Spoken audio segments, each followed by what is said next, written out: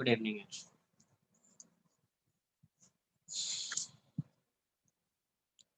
इस वीक में friction complete हो जाएगा, होपफुली नेक्स्ट लेक्चर में, है ना। देखते हैं।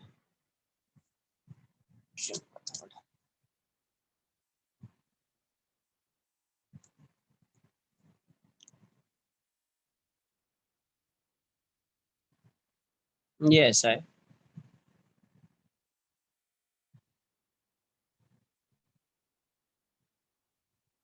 ये ऐसा है।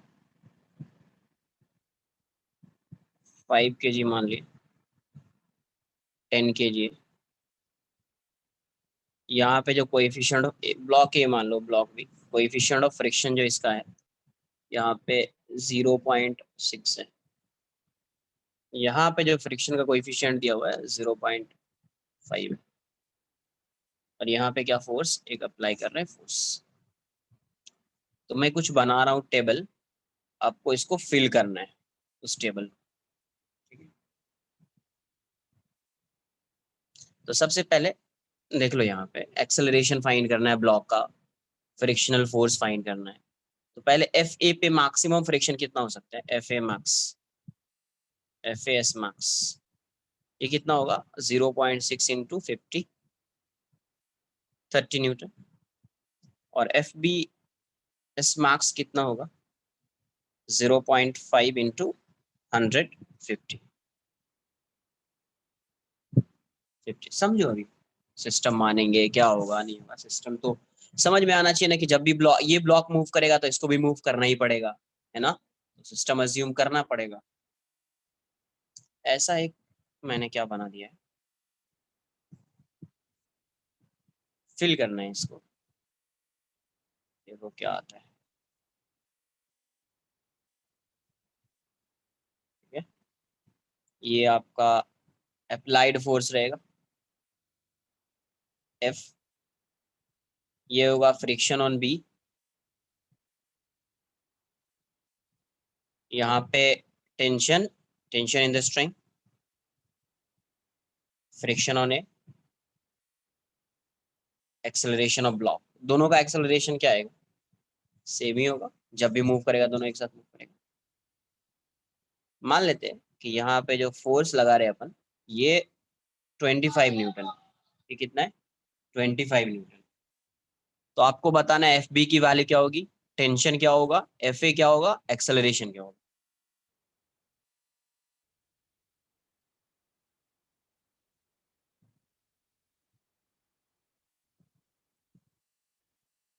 ऑल जीरो, जीरो कैसे आएगा। अगर बताओ फ्रिक्शन भी जीरो हो गया, ये भी जीरो हो गया, यहाँ पे भी फ्रिक्शन जीरो हो गया, टेंशन भी जीरो हो गया, एक्सेलरेशन भी जीरो हो गया, तो पॉसिबल है क्या इस डायरेक्शन में तो नेट फोर्स आ रहा है 25 न्यूटन, तो एक्सेलरेशन कैसे जीरो हो जाएगा अगर फ्रिक्शनल फोर्स जीरो हो गया तो।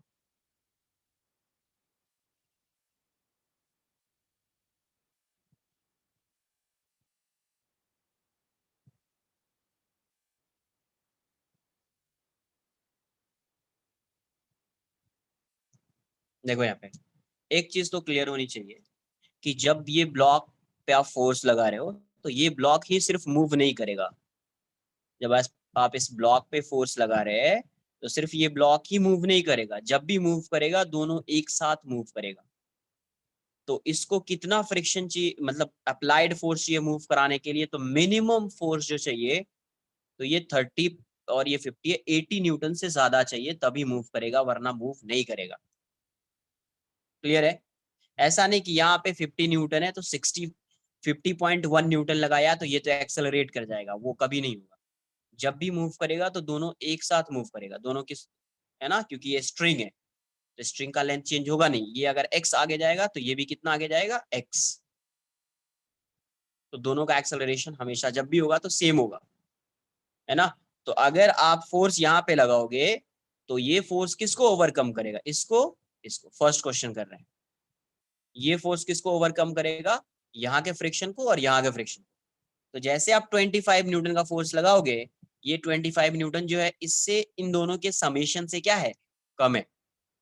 इसका मतलब ये ब्लॉक मूव नहीं करेगा, ये ब्लॉक मूव नहीं करेगा। आई बात समझ में। तो मैं अलग से सॉल्व करता हूँ। When F equals to 25 newton. तो F जो है वो क्या है, F is less than F A S max plus F B S max. यही रेजिस्टिव फोर्स है दोनों। इन दोनों से ये फोर्स क्या है, कम है। तो इन दोनों फोर्स से अगर ये कम है तो ब्लॉक क्या रहेगा, it means blocks remain at rest, remain at rest, है ना। इसका मतलब acceleration of A equals to acceleration of B equals to 0। तो अब कैसे फोर्स डिस्ट्रीब्यूट होगा यहाँ पे, तो यहाँ पे 25 न्यूटन लगा रहे हैं, यहाँ पे मैक्सिमम फोर्स कितना हो सकता था 50 न्यूटन, यहाँ पे मैक्सिमम फोर्स कितना हो सकता था 50। तो 50 नहीं लगेगा, कौन सा कितना फोर्स लगेगा 25 ही लगेगा। क्या लगेगा 20। अब किसी को ये लग रहा है कि सर ये क्यों 25 लगाएगा, टेंशन ही लगा लेता, टेंशन ही लगा लेता 25, ये क्यों लगा रहा है। तो टेंशन और फ्रिक्शन में पहले कौन सा फोर्स आएगा, अगर ये हॉरिजॉन्टल प्लेन पे है, किस पे है, if block is placed on horizontal plane then in that case friction comes before tension, friction comes before tension. क्यों, क्योंकि जैसे अगर ये टेंशन है, ये ब्लॉक है, तुम इसको क्या करो, स्लैक भी स्ट्रिंग है तो टेंशन 0 रहेगा, बट आप इसको फोर्स लगा के थोड़ा सा मूव कराओगे तो फ्रिक्शन आ जाएगा, है ना। तो पहले फ्रिक्शन आता है फिर टेंशन आता है। तो इसीलिए यहाँ पे इसका मतलब एफ बी की वैल्यू, एफ बी की जो वैल्यू होगी वो 25 न्यूटन होगी। जैसे एफ बी 25 न्यूटन हो गया तो ब्लॉक ए का, ब्लॉक बी का एफ बी डी बनाएंगे, तो इस साइड आपका एफ लग रहा है जो 25 न्यूटन का है, यहाँ पे फ्रिक्शन लग रहा है एफ बी जो 25 न्यूटन का है, तो यहाँ पे इसका टेंशन क्या हो जाएगा, 0 हो जाएगा। तो टेंशन यहाँ पे एफ बी की वैल्यू हो गई 25 न्यूटन,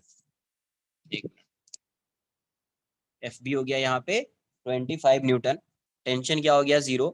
अच्छा टेंशन 0 हो गया तो ए का अगर एफ बी डी बनाएंगे आप, ए का ब्लॉक ए का, तो यहाँ पे टेंशन आएगा और जितना टेंशन होगा उसके अकॉर्डिंग फ्रिक्शन, ये 0 है तो ये तो मूव ही नहीं कर रहा है, तो ये फ्रिक्शन ए की वैल्यू भी क्या हो जाएगी, 0 हो जाएगी। तो ये 0 हो जाएगा और एक्सेलरेशन 0। आई बात समझ में, एक्सेलरेशन 0 हो जाएगा। फर्स्ट पार्ट क्लियर है सबका।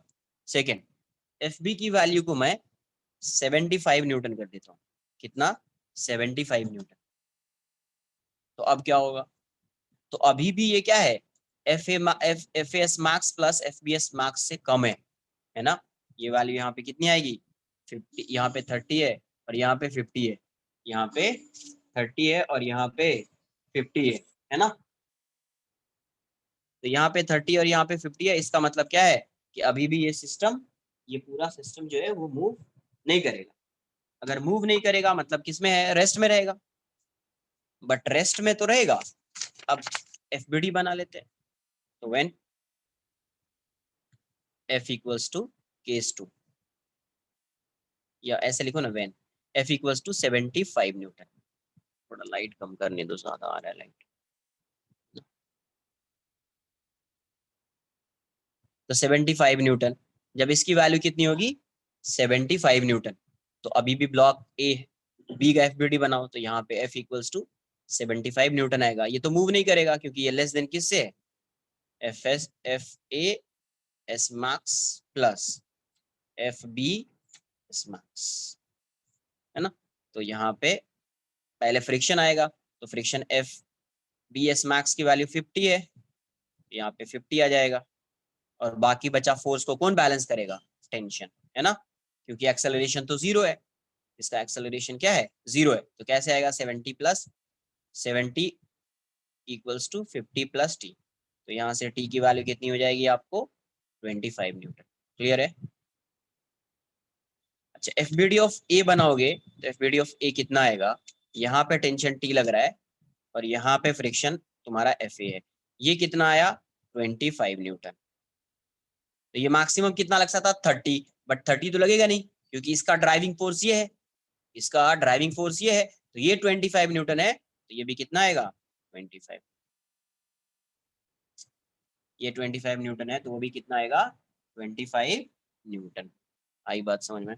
इसका मतलब जो सेकंड कॉलम है तो इसमें ये कितना आ रहा है 50 न्यूटन, ये कितना आ रहा है 25 न्यूटन, ये कितना आ रहा है 25 न्यूटन। एक्सेलरेशन क्या आ रहा है 0, एक्सेलरेशन क्या आ रहा है 0, है ना। बस एक चीज क्लियर होनी चाहिए कि जब भी मूव करेगा तो दोनों ब्लॉक एक ही साथ मूव करेगा, क्लियर। अब यहाँ पे 90 न्यूटन, तो इस केस में तो मूव करना चाहिए, इस केस में तो मूव करना चाहिए। देखो यार,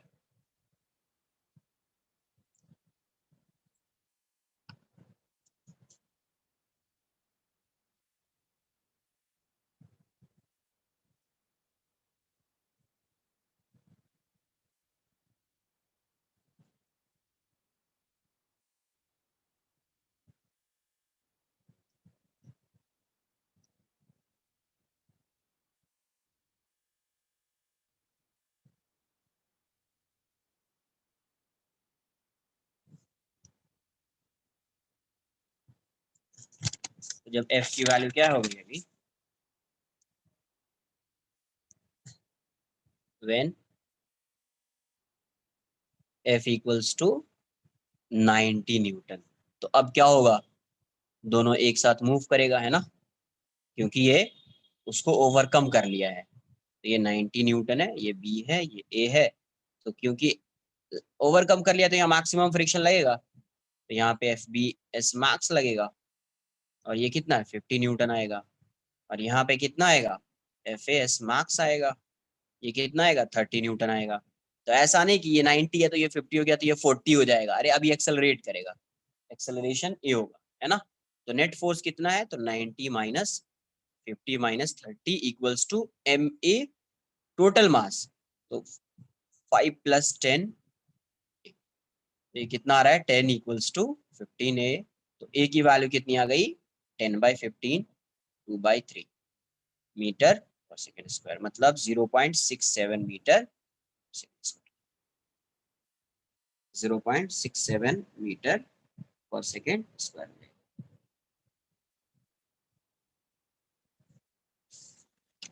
क्या नहीं समझा यार, अभी इसमें क्या नहीं समझा, लेक्चर स्टार्टिंग में थे नहीं तो अभी समझ में कैसे आएगा।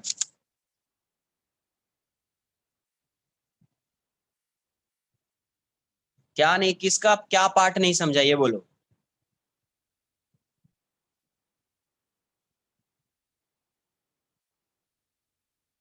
फर्स्ट पेज, सेकंड पेज, अरे क्या है कुछ तो बोलो।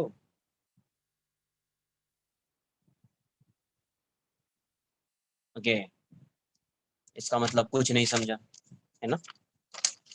एक बार मैं इसको फिल कर देता हूँ फिर समझ में आएगा। इसका मतलब कुछ नहीं समझा, मुझे ये बताओ। अरे कुछ नहीं है, म्यू दिया हुआ है, ना तो म्यू एस है ना तो म्यू के है, तो मान लेंगे ना यही म्यू एस म्यू के है। बार बार ये बोलना पड़ेगा मुझे कि ये यही म्यू एस है यही म्यू के है। नोट करके एक पॉइंट लिखाया था कभी, if mu is not specified then in that case mu S equals to mu K. ये बताओ मुझे, ये ब्लॉक है ये ब्लॉक है, यहाँ पे फोर्स लगा रहे हैं और ये एक स्ट्रिंग है, तो तुम जब फोर्स लगाओगे तो कभी ऐसा पॉसिबल है कि सिर्फ ये मूव करे और ये मूव नहीं करे, ऐसा है पॉसिबल? नहीं पॉसिबल है। इसका मतलब है जब तुम फोर्स लगाओगे, जब तुम इस पे फोर्स लगाओगे तो यहाँ पे रजिस्टिव फोर्स आएगा, किसका, इसका और इसका दोनों का आएगा।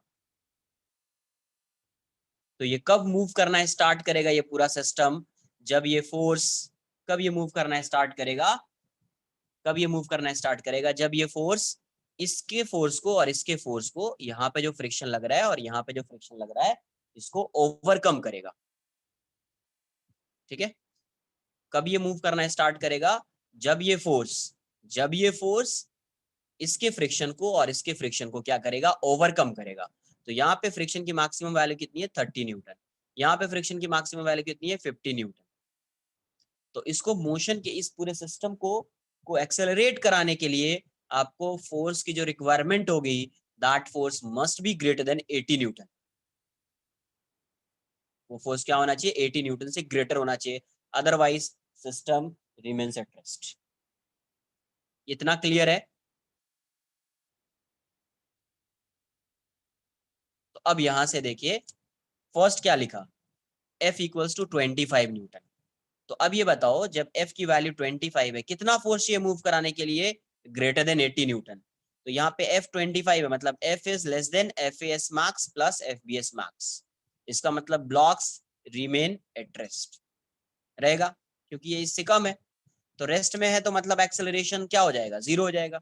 अब एफबीडी बना लो बी का, तो बी पे यहाँ पे फोर्स लग रहा है 25 न्यूटन, तो यहाँ पे टेंशन आएगा और यहाँ पे फ्रिक्शन आएगा, बट फ्रिक्शन पहले आता है, हॉरिजॉन्टल प्लेन है तो फ्रिक्शन पहले आएगा। तो इस फ्रिक्शन में यहाँ पे मैक्सिमम वैल्यू कितनी थी, 50 न्यूटन, बट आपको पता है कि जो फ्रिक्शन, ये तो मूव नहीं कर रहा है तो स्टैटिक फ्रिक्शन एक्ट करेगा, और static friction is a self adjusting force, is a self adjusting force.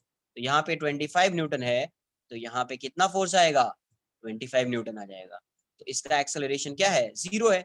अगर एक्सेलरेशन ही 0 हो गया तो नेट फोर्स 0, 25 तो टेंशन की वैल्यू 0 हो जाएगी, टेंशन की वैल्यू 0 हो जाएगी।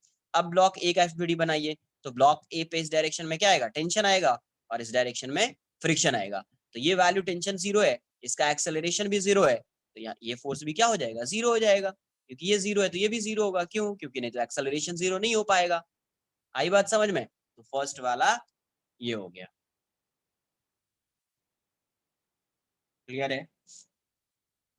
फर्स्ट वाला ये हो गया। सेकेंड वाला देख लीजिए, सेकेंड क्या है, सेकेंड में क्या है, when F equals to 75 newton, तो अभी भी ये 80 न्यूटन से कम है। तो when F equals to 75 newton, तो इसका मतलब ये Fs मैक्स और Fv मैक्स से कम है, तो ब्लॉक क्या रहेगा, अभी भी ये क्या रहेगा, system remains at rest. Clear है? रेस्ट में है तो एफबीडी बना लेते हैं इसका। तो इसका एक्सेलरेशन तो 0 है, इस साइड लग रहा है 75, और इस साइड मैक्सिमम फ्रिक्शन कितना लग सकता था, 50। तो ये रेस्ट में है तो ये 75 है, ये 50 है तो ये 25 हो जाएगा, 25 आ गया। एफबीडी ऑफ ए बना लेते हैं। इस साइड कितना लग रहा है टेंशन, 25, यहाँ पे मैक्सिमम फ्रिक्शन कितना लग सकता था, 30 Newton, but self adjusting force है, तो इसको ड्राइविंग फोर्स इसका 25 न्यूटन है, तो फ्रिक्शन भी कितना लगेगा, 25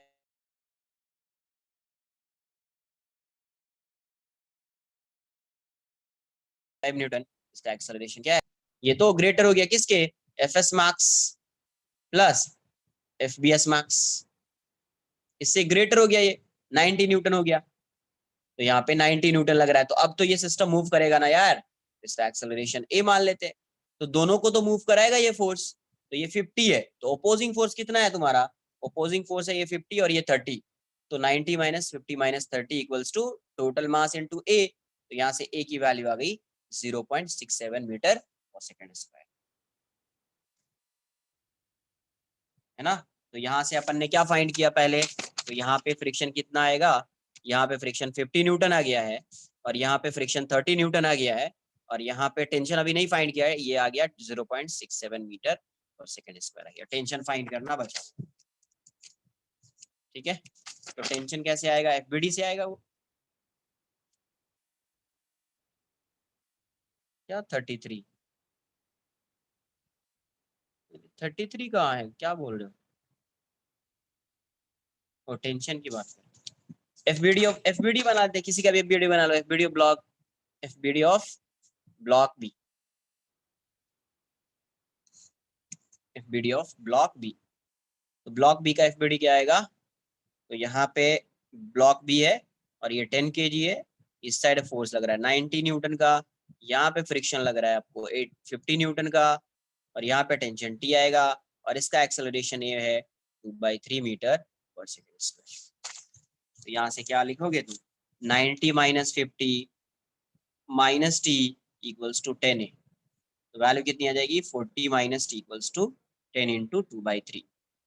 तो टी की वैल्यू कितनी हो जाएगी, 40 माइनस 20/3, तो 120 माइनस 20/3, तो हेंस टेंशन की वैल्यू 100/3 न्यूटन हो जाएगी, मतलब 33.33 न्यूटन आ जाएगा। क्लियर है? तो यहाँ पे कितना आएगा, 33.33 न्यूटन। तो ऐसे में 3 ब्लॉक्स भी आ सकते हैं, टेंशन हो सकता है T1 T2, तो समझ में आ जाना चाहिए कि कैसे सॉल्व करना है, ठीक है? कितना भी ब्लॉक आ जाए, कुछ भी हो, आंसर आ जाना चाहिए। क्या तुमको क्या डाउट आ गया यार इसमें, बोलो क्या है? Hello sir. अरे सर मेरे को म्यूट वाला क्या पार्ट, क्या डाउट है? मेरे को वाला पार्ट समझ गया इसमें क्या बोलते हैं friction would add before tension वाला पार्ट।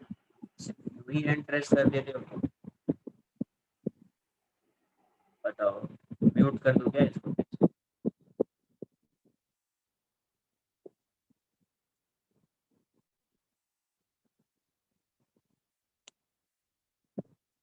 अरे मुझे आवाज तो नहीं आ रही, कुछ पूछ रहे हो क्या?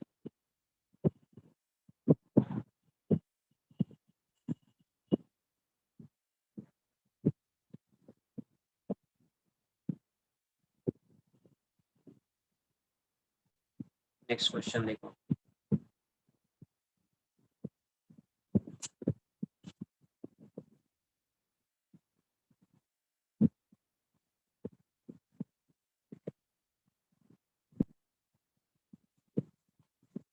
ये टेबल तो लास्ट में फिल किया ना यार मैंने, ये तो लास्ट में फिल किया है, ऐसा नहीं कि पहले ही फिल कर लेना, पता चला कि यूं ही फिल कर लिया है।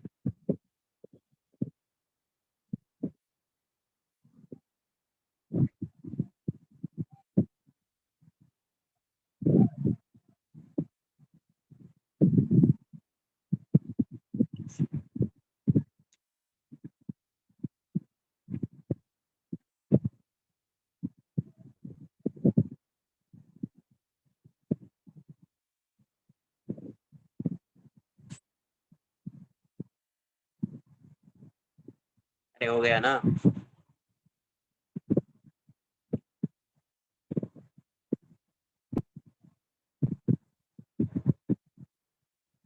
ऐसे ये बताओ इसका एक्सेलरेशन तुम कैसे फाइंड करोगे? ये ऐसा है, सिंपल सा क्वेश्चन है।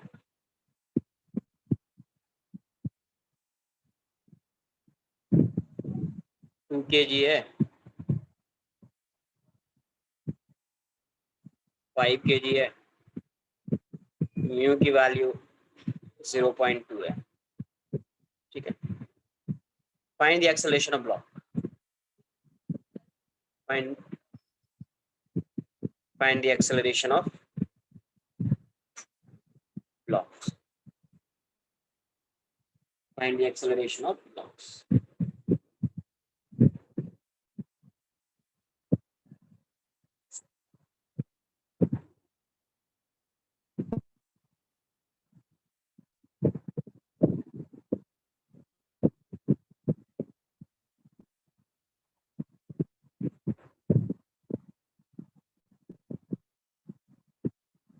0 आ रहा है, 10/7।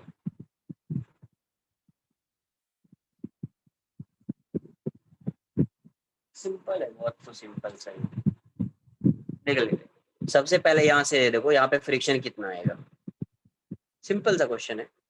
तो फ्रिक्शन की वैल्यू आएगी 0.2 इंटू 50, मतलब 10 न्यूटन। तो अब ये बताइए मुझे, यहाँ पे जो ये सिस्टम है,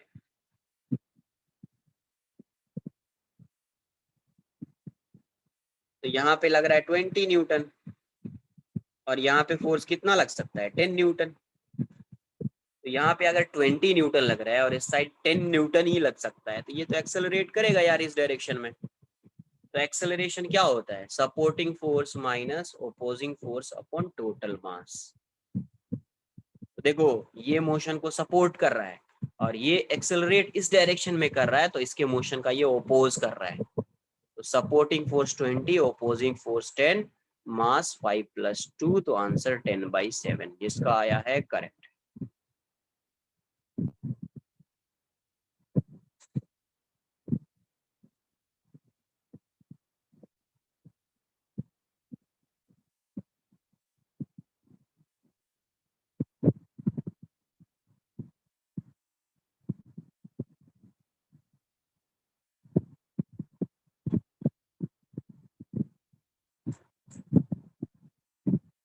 डन।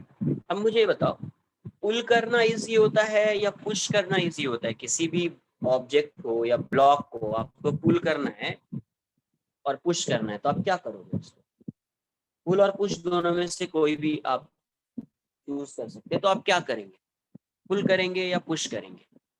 ऐसे एक कॉन्सेप्ट है। पहले भी पढ़ा हुआ है।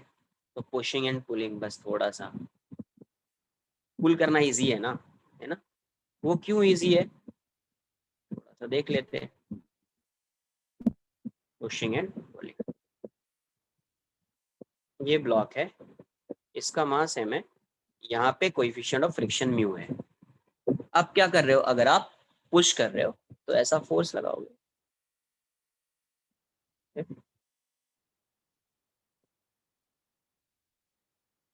आप ऐसा फोर्स लगाओगे F, मान लीजिए थीटा एंगल। तो इसका दो कंपोनेंट होगा, एक ये और एक ये हो जाएगा F cos थीटा, ये हो जाएगा F sin थीटा। दूसरा इसका mg आएगा डाउनवर्ड डायरेक्शन में, यहाँ पे एक नॉर्मल भी लगेगा। तो नॉर्मल की वैल्यू कितनी होगी, तो n minus M G minus F sine theta equals to 0, sine theta equals to 0। तो यहाँ से नॉर्मल की वैल्यू कितनी हो जाएगी, M G plus F sine theta. तो जैसे आप इस पे फोर्स लगा रहे हो तो फ्रिक्शन इस साइड लगेगा। तो फ्रिक्शन की वैल्यू क्या हो जाएगी, तो म्यू इंटू एन, तो mu into M G plus F sine theta. यहाँ पे पुलिंग, अगर आप पुल करोगे तो क्या होगा, मास एम है, same surface, same force, same angle theta. तो यहाँ पे एक कंपोनेंट आएगा एफ कॉस थीटा, ये कंपोनेंट आएगा एफ साइन थीटा, इस डायरेक्शन में आएगा एम जी, इस डायरेक्शन में आएगा नॉर्मल। तो यहाँ से क्या आ जाएगा, N plus F sine theta equals to M G, है ना। तो यहाँ से एन की वैल्यू कितनी हो गई, M G minus F sine theta, M G minus F sine theta. तो यहाँ पे फ्रिक्शन क्या आएगा, फ्रिक्शन इस साइड आएगा। तो फ्रिक्शन, इसको F1 बोल दो या F डैश बोल दो। तो फ्रिक्शन की वैल्यू म्यू इंटू एन, है ना। तो यहाँ से म्यू एन क्या है, इस केस में एन की वैल्यू पहले से कम हो गई है। एन यहाँ पे था M G plus F sine theta, यहाँ पे M G minus F sine theta. तो इस केस में फ्रिक्शन कम लगेगा और इस केस में फ्रिक्शन ज्यादा लगेगा, है ना। इस केस में फ्रिक्शन कम लगेगा और इस केस में फ्रिक्शन की वैल्यू ज्यादा होगी। इसलिए क्या होगा, पुल करना ज्यादा इजी, पुल करना ज्यादा इजी है ना। कोई भी ब्लॉक होगा तो आप क्या करेंगे, उसको पुल करेंगे, पुश नहीं करेंगे।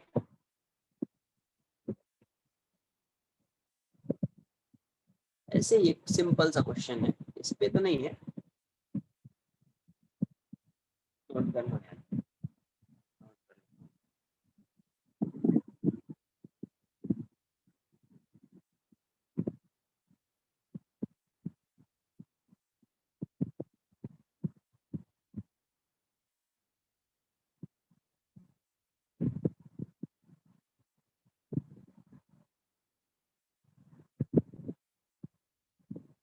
यहाँ से एक क्वेश्चन देता हूँ, एक स्ट्रिंग ऐसा है, इस पे नहीं बेस्ड है, ऐसे ही मुझे बताओ, if if mg minus f sin theta is negative, what does it mean? It means f sin theta is greater than mg. If f sin theta is greater than mg, then this f sin theta, है ना, will lift the block in upward direction. इसका मतलब कोई contact नहीं होगा तो कोई friction act नहीं करेगा, उस केस में normal reaction would be zero, normal reaction would be zero. Clear, ऐसा ही है, सिंपल सा क्वेश्चन पूछ रहा हूँ। अब देखिए ये मास 5 kg मान लिया, यहाँ पे म्यू की वैल्यू 0.5 है, यहाँ पे फोर्स लगा रहे एफ, क्या लगा रहे हैं, फोर्स एफ। ऐसे ही एक सिंपल सा टेबल को फिल करना है। अरे बिना एंगल के तुम कैसे पुल करोगे, किसी भी ऑब्जेक्ट को पुल करना है तो ज्यादा बेटर होता है कि तुम एंगल से पुल करो ना, है ना। ज्यादा बेटर क्या होगा, तुम एंगल से, ऐसे थोड़ी पुल करो, ऐसे थोड़ी पुल करोगे, ब्लॉक है तो तुम, है ना। ये 0.5 है, ये 5 kg एफ है, बस ऐसे ही सिंपल सा कुछ पूछ रहा हूँ। ये पेन, नया पेन है,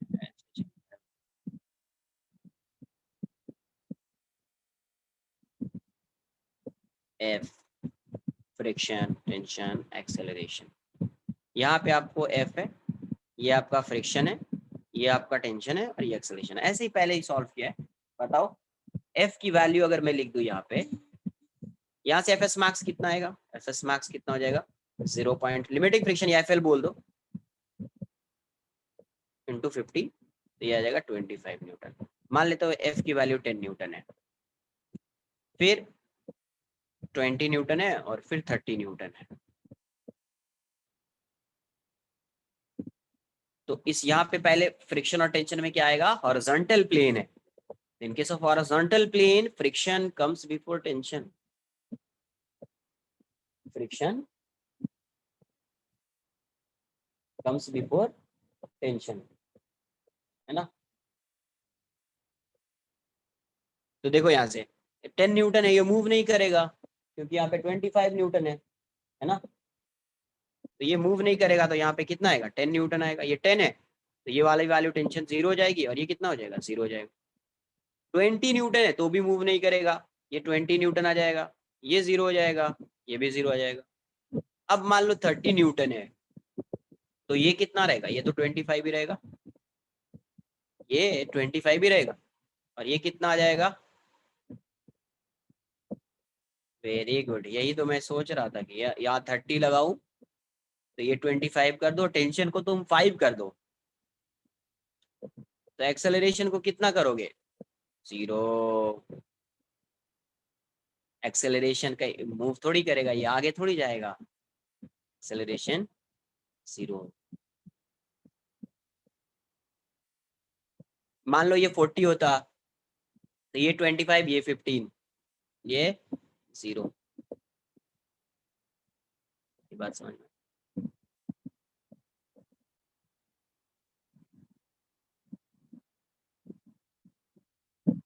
ये सब चीज सिंपल सिंपल सा क्वेश्चन है, ऐसा नहीं कि उसको मूव करा दिया बस पता चला कि एक्सेलरेशन आ गया। यस, क्योंकि वो फिक्स्ड है, वो क्या है फिक्स्ड है, इसीलिए उसका एक्सेलरेशन क्या होएगा 0 होएगा।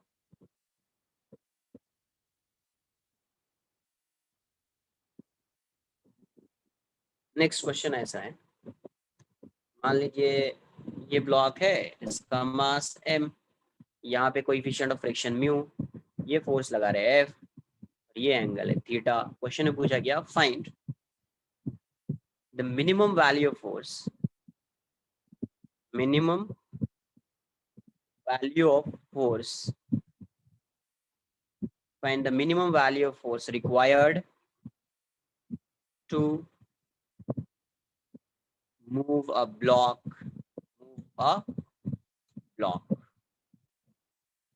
देखो जब भी क्वेश्चन में पूछा जाए कि मिनिमम वैल्यू ऑफ फोर्स बताना है, मतलब वो कंडीशन कैसा हो जाता है, मतलब उस केस में जो फोर्स की वैल्यू होनी चाहिए फ्रिक्शन के इक्वल होनी चाहिए। क्लियर है, मैक्स होगा और वो किसके इक्वल होगा, ड्राइविंग फोर्स के इक्वल हो जाएगा। Driving, yes, impending motion, impending motion. Note कर लीजिए, आई डोंट थिंक सो।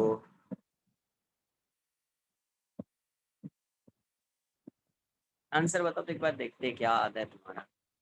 ये तो बहुत सिंपल सा क्वेश्चन।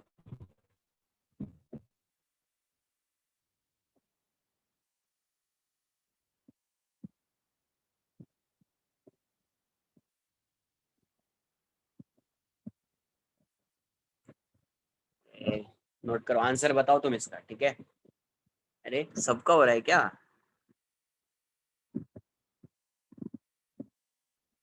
नहीं यार नहीं हो रहा है, अभी क्या बोलूं मैं।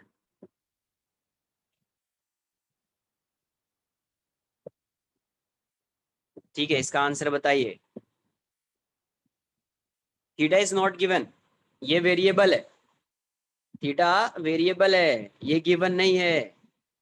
अननोन है, अननोन। वेरिएबल मतलब यहाँ पे अननोन लिख लो तुम, है ना। ये क्या है, अननोन है।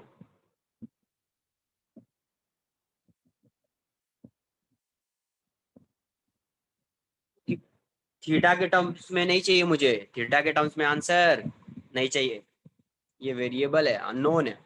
थीटा की वैल्यू कुछ भी हो सकती है, बट मिनिमम फोर्स के लिए थीटा की वैल्यू क्या होगी वो भी फाइंड करना होता है, वो भी फाइंड करना होता है।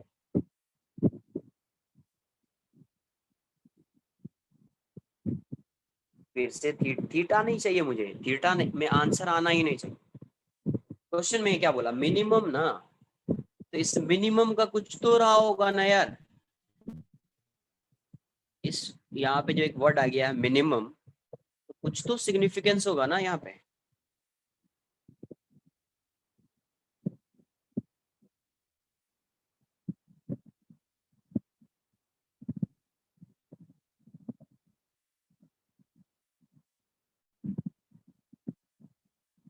नहीं नहीं, देखो यहाँ पे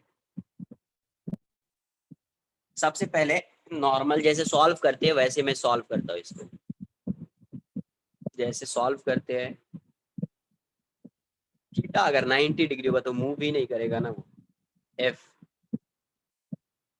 थीटा है तो ये क्या हो जाएगा, एफ कॉस थीटा, और ये वैल्यू क्या हो जाएगी, F sine theta. F cos theta, F sine theta, और यहाँ पे फ्रिक्शन आएगा, इसका mg आएगा डाउनवर्ड डायरेक्शन में। अभी समझा तुमको, बट विदाउट डिफरेंशिएशन के ये आंसर आ जाएगा, है ना। और ये नॉर्मल आएगा, तो यहाँ से आप क्या लिखोगे, ये एफ कॉस थीटा है, एफ साइन थीटा है, mg है, नॉर्मल है, इस साइड फ्रिक्शन है। इस फ्रिक्शन तो नॉर्मल देख लो पहले, n minus F sine theta equals to mg। n की वैल्यू क्या आ गई आपको, mg plus F sine theta, mg plus F sine theta, clear है। तो अब अगर इसको मूव कराना है ना, to move the block on horizontal plane, तो इस केस में एफ कॉस थीटा की वैल्यू क्या होनी चाहिए, कम से कम मिनिमम के लिए तो ये चाहिए ना एफ। कहाँ पे, सॉरी प्लस आएगा, करेक्ट करेक्ट, ये माइनस हो जाएगा, ये माइनस हो जाएगा। तो यहाँ से एफ कॉस थीटा की वैल्यू इतनी चाहिए, तो F cos theta equals to क्या हो जाएगा, mu into N, F S max लिख दो। तो यहाँ से F cos theta equals to mu N की वैल्यू कितनी, M G minus F sine theta, M G minus F sine theta. तो यहाँ से एफ वाले टर्म को इस साइड लाइए, cos theta equals to mu M G minus mu F sine theta, mu F sine theta. इतना note कर लो पहले, फिर मैं आगे जाऊंगा।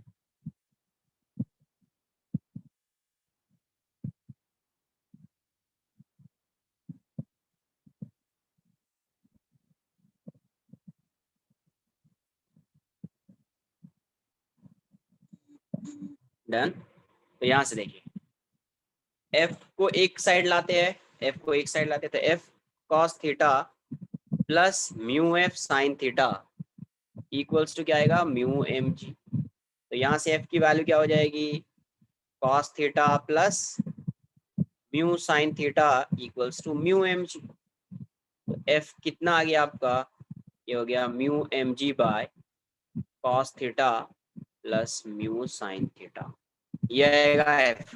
ये क्या आएगा, एफ। तो अब एफ की क्या चाहिए, मिनिमम वैल्यू। तो क्या इसके मिनिमम होने के लिए इसके डिनोमिनेटर को मैक्सिमम होना पड़ेगा, और इसकी मैक्सिमम वैल्यू पता है, A sine theta plus B cos theta की maximum value under root coefficient of cos theta plus coefficient of sine theta. F minimum कितना आ जाएगा, तो mu M G by under root 1² plus square. हो गया question खत्म, यही answer आ गया,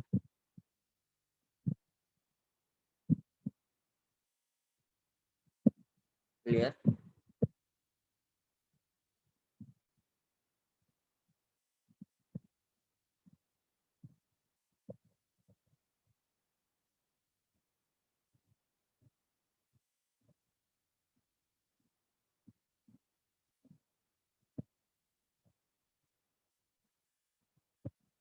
नेक्स्ट क्वेश्चन,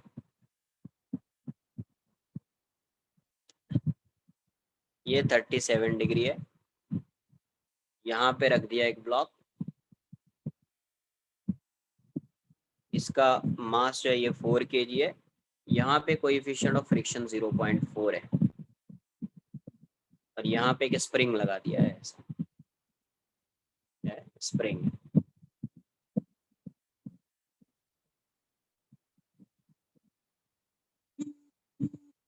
क्वेश्चन में ये बोला है the block is released, the block is released from a position,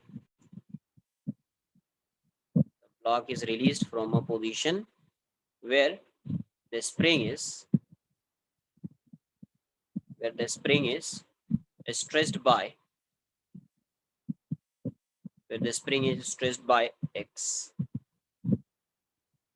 is where the block is released from a position where the spring is stressed by x। कहाँ से release करेंगे, जहाँ पे उसमें एक्सटेंशन कितना है, x का है। Find the frictional force, find the frictional force acting on the block if first x equals to 20 centimeter, second x equals to 30 centimeter, third x equals to 24 centimeter। Try करो एक बार, देखो कि k की वैल्यू given है, k equals to 100 newton metre, k equals to 100 newton per metre.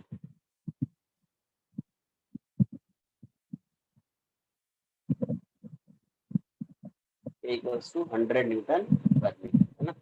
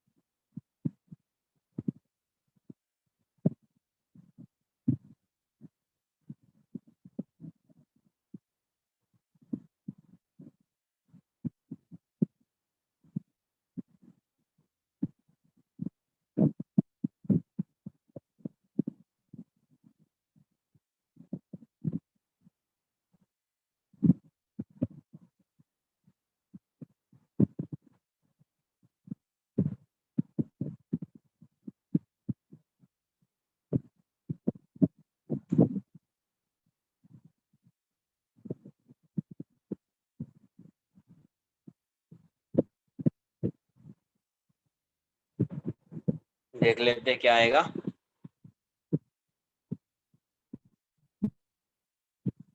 तो सबसे पहले उसमें kx की वैल्यू देख लेते हैं ना। फर्स्ट केस में fs कितना आ जाएगा, तो kx के कितना है 100, x की वैल्यू कितनी थी, x कितना था पहले केस में 20 ना, 20 30 एंड 24, 20 मतलब 0.2, ये कितना आएगा 20 न्यूटन हो जाएगा। तो पहले केस में ये आ गया है। तो अब इस ब्लॉक का एफबीडी अगर आप बनाओगे, इंक्लाइंड प्लेन पे ये ब्लॉक है, तो यहाँ पे एक आएगा mg sin 37, तो ये ब्लॉक है, m कितना है इसका 4 इंटू 10 साइन 37 इज 3/5, 24 न्यूटन हो जाएगा। और ये कितना है, kx इस डायरेक्शन लग रहा है 20 न्यूटन। तो अभी इसकी टेंडेंसी किस डायरेक्शन में आने की है, तो इसकी टेंडेंसी है डाउनवर्ड डायरेक्शन में आने की, है ना। तो फ्रिक्शन इस डायरेक्शन में लगेगा। अब इस फ्रिक्शन की वैल्यू देखनी पड़ेगी, ये तो हो जाएगा mg cos 37, तो ये हो जाएगा 4 इंटू 10 इंटू 4/5, 32 न्यूटन हो जाएगा। तो नॉर्मल की वैल्यू भी उतनी हो जाएगी, नॉर्मल की वैल्यू भी 32 न्यूटन हो जाएगी, है ना। यहाँ से नॉर्मल हो गया 32 न्यूटन। तो एफ एस मैक्स कितना आ जाएगा, ये तो हर केस में आएगा एफ एस मैक्स। तो एफ एस मैक्स जो होगा आपका वो म्यू इंटू एन, तो 0.4 ही था ना यार, हाँ 0.4 इंटू एन की वैल्यू 32 न्यूटन, तो यहाँ से क्या आएगा 12.8 न्यूटन। तो देखो यहाँ से 12.8 न्यूटन। तो यहाँ चाहिए क्या आपको, इस डायरेक्शन में फोर्स लग रहा है 24 और इस डायरेक्शन में 20, तो फ्रिक्शन इस साइड, फ्रिक्शन कैसा force, self adjusting force, self adjusting force. तो फ्रिक्शन कितना लगेगा 4 न्यूटन ही लगेगा। यहाँ पे फ्रिक्शन कितना लगेगा 4 न्यूटन ही लगेगा, है ना। ये 12.8 है, 12.8 लगाएंगे तो ये आगे जाएगा। पॉसिबल तो है नहीं कि फ्रिक्शन की वजह से एक्सेलरेट कर रहा है अपवर्ड डायरेक्शन में। फर्स्ट केस में एफ की वैल्यू कितनी आई, क्लियर है। ये कैसा फ्रिक्शन है, स्टैटिक फ्रिक्शन।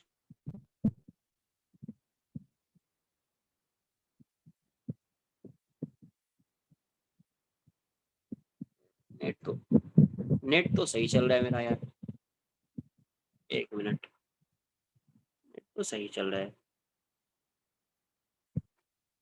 बट आ तो मैक्सिमम लोगों को रहा है, तो हो सकता है फ्रीज कैसे हो गया स्क्रीन। ओके, हो गया था, हो सकता है, हो सकता है, हो सकता है। देखो यहाँ पे क्या है, फर्स्ट केस में एफ की एक्स की वैल्यू कितनी है 20 सेंटीमीटर, तो एफ एस कितना हो जाएगा 100 इंटू 0.2 20 न्यूटन। तो ये इस डायरेक्शन में है, तो ये वाला फोर्स, क्योंकि यहाँ पे एक्सटेंशन हो रहा था, एक्सटेंशन में फोर्स किसके टुवर्ड्स लगता है, स्प्रिंग के टुवर्ड्स लगता है। तो यहाँ पे फोर्स जो है स्प्रिंग के टुवर्ड्स लगेगा तो ऐसा जाएगा, स्प्रिंग के टुवर्ड्स लगेगा तो ऐसा जाएगा, है ना। तो यहाँ से, तो ये तो हो गया 24, ये हो गया 20, तो अभी इसकी टेंडेंसी है डाउनवर्ड डायरेक्शन में आने की, तो फ्रिक्शन इस पे इस डायरेक्शन में लगेगा। तो पहले फ्रिक्शन की मैक्सिमम वैल्यू फाइंड कर लेते हैं। एफ एस मैक्स कितना हो जाएगा, म्यू इनटू एन, ये हो जाएगा कितना 12.8। तो 12.8 तो बहुत ज्यादा है यार, तो उतना तो लगेगा नहीं। कितना लगेगा यहाँ पे फोर्स 4 न्यूटन, क्योंकि 24 है तो ये बैलेंस करेगा, तो 20 प्लस 4 24, तो एफ की वैल्यू 4 न्यूटन हो जाएगी। और ये कैसा फ्रिक्शन होगा, तो स्टैटिक फ्रिक्शन। ये कैसा फ्रिक्शन होगा, स्टैटिक फ्रिक्शन होगा। सेकंड केस, एक्स की वैल्यू कितनी है 30, तो एक्स अगर 30 है तो एफ एस कितना हो जाएगा, स्प्रिंग फोर्स कितना हो जाएगा के इंटू एक्स, तो 100 इंटू 0.3 कितना आएगा, ये 30 न्यूटन आएगा। तो ये 30 न्यूटन आ रहा है, तो ब्लॉक का एफबीडी बना लीजिए आप। तो यहाँ पे आ रहा था आपका कितना 24 न्यूटन, के एक्स इस डायरेक्शन में कितना 30 न्यूटन, तो फ्रिक्शन किस डायरेक्शन में आएगा, इस डायरेक्शन में आएगा। अभी भी एक्सेलरेट नहीं करेगा ये, क्यों, क्योंकि ये कितना है 12.8 है, तो इजीली जो 6 न्यूटन बच रहा है उस 6 न्यूटन को ये इजीली क्या करेगा, बैलेंस कर लेगा। तो यहाँ पे अभी एफ की वैल्यू कितनी हो जाएगी 6 न्यूटन, एफ की वैल्यू कितनी हो जाएगी 6 न्यूटन। और ये भी कैसा फ्रिक्शन होगा, ये भी कैसा फ्रिक्शन, स्टैटिक, स्टैटिक फ्रिक्शन होगा।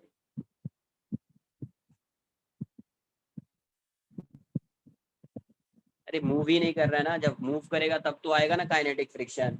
जब तक रिलेटिव मोशन होगा ही नहीं तो काइनेटिक फ्रिक्शन कहाँ से आएगा।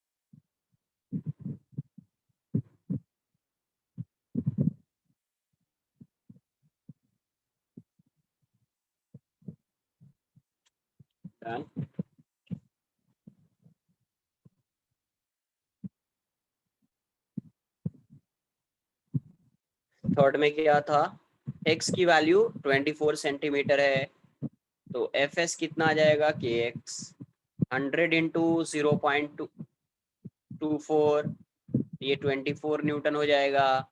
तो अभी इस ब्लॉक पे इस डायरेक्शन में लग रहा है 24 न्यूटन, 24 न्यूटन, तो इस साइड भी एफ एस की वैल्यू कितनी हो जाएगी 24 न्यूटन। तो कोई फ्रिक्शन एक्ट ही नहीं करेगा, फ्रिक्शन की वैल्यू 0 हो जाएगी। इस केस में फ्रिक्शन की वैल्यू क्या हो जाएगी, 0 हो जाएगी, है ना। इसके फोर्स को कौन बैलेंस कर रहा है, ये frictional force, sorry spring force कौन बैलेंस कर रहा है, स्प्रिंग फोर्स।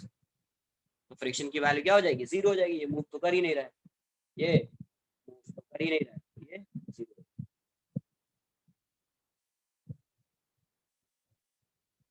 वो भी फाइंड कर लो, कुछ मान लो ये 24 है, ये 24 है, ठीक है। मान लो ये इस साइड कितना फोर्स होना चाहिए, तो एक साइड 24 है। अब यहाँ पे मान लो 24 प्लस 12.8 13.6, तो 13.6 से ज्यादा फोर्स आ जाएगा ये वाला, तो ये एक्सेलरेट करेगा। 13 पॉइंट से ज्यादा फोर्स आ जाएगा तो ये क्या करेगा, एक्सेलरेट करेगा। 13.8, 13.8 से ज्यादा हो जाएगा। क्यों यूज करेंगे ये बताओ पहले। म्यू इंटू एन की वैल्यू क्यों यूज करूंगा मैं।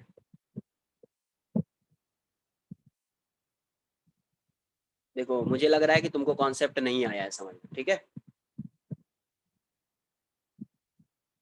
ये बताओ, यहाँ पे फोर्स लग रहा है सपोज कुछ F1, और यहाँ पे फोर्स लग रहा है F2। जब बॉडी यहाँ पे, यहाँ एक क्वेश्चन में एक्सेलरेट कर रहा है, जितना क्वेश्चन लिया कहीं पे एक्सेलरेट कर रहा है बॉडी, पूछ रहा हूँ कुछ और, किसी और कॉन्टेक्स्ट में आंसर दे रहा है।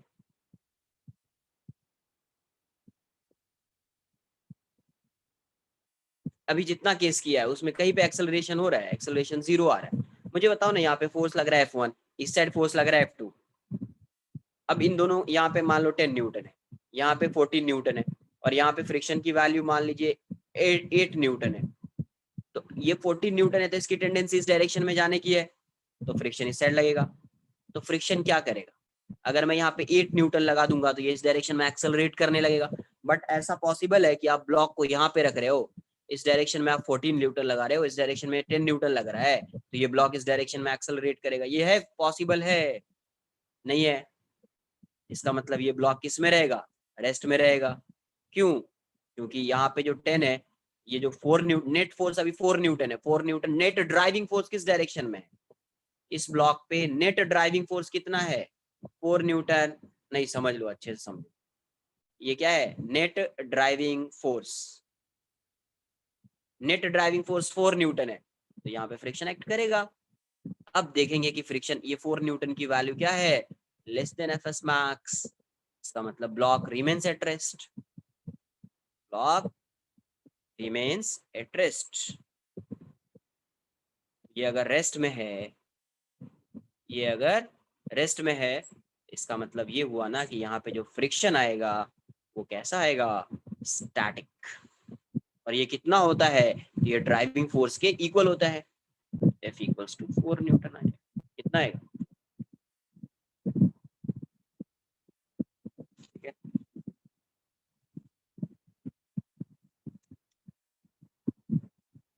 नेक्स्ट,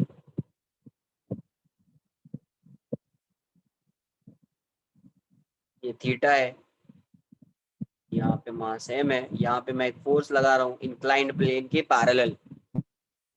क्वेश्चन में ये बोला है a force F is applied parallel to the incline to keep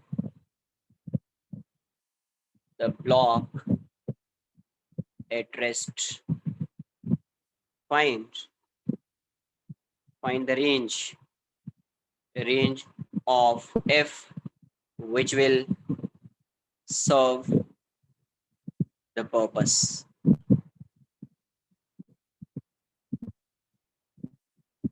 Coefficient of friction mu है, coefficient of friction mu।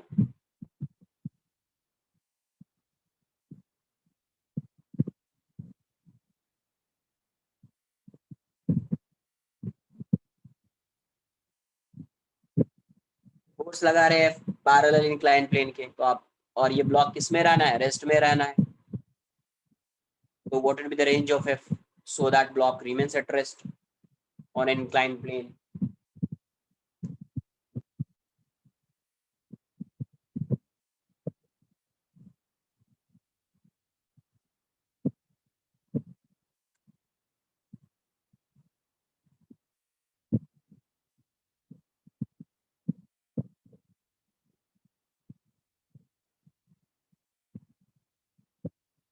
तो देखो अभी अब ये पता नहीं है कि ये ब्लॉक किस डायरेक्शन में इसके मूव करने की टेंडेंसी है।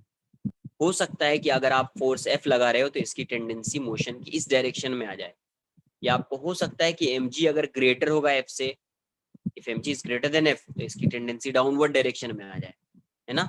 अगर F mg की वैल्यू ज्यादा होगी F से तो ये डाउनवर्ड डायरेक्शन में आएगा, तो फ्रिक्शन इस डायरेक्शन में लगेगा। लेकिन F की वैल्यू mg से ज्यादा होगी तो इसका मोशन इस डायरेक्शन में होना चाहेगा, तो फ्रिक्शन इस डायरेक्शन में लगेगा। तो इसीलिए केस 1 और केस 2 के साथ आएगा ये। when the block has tendency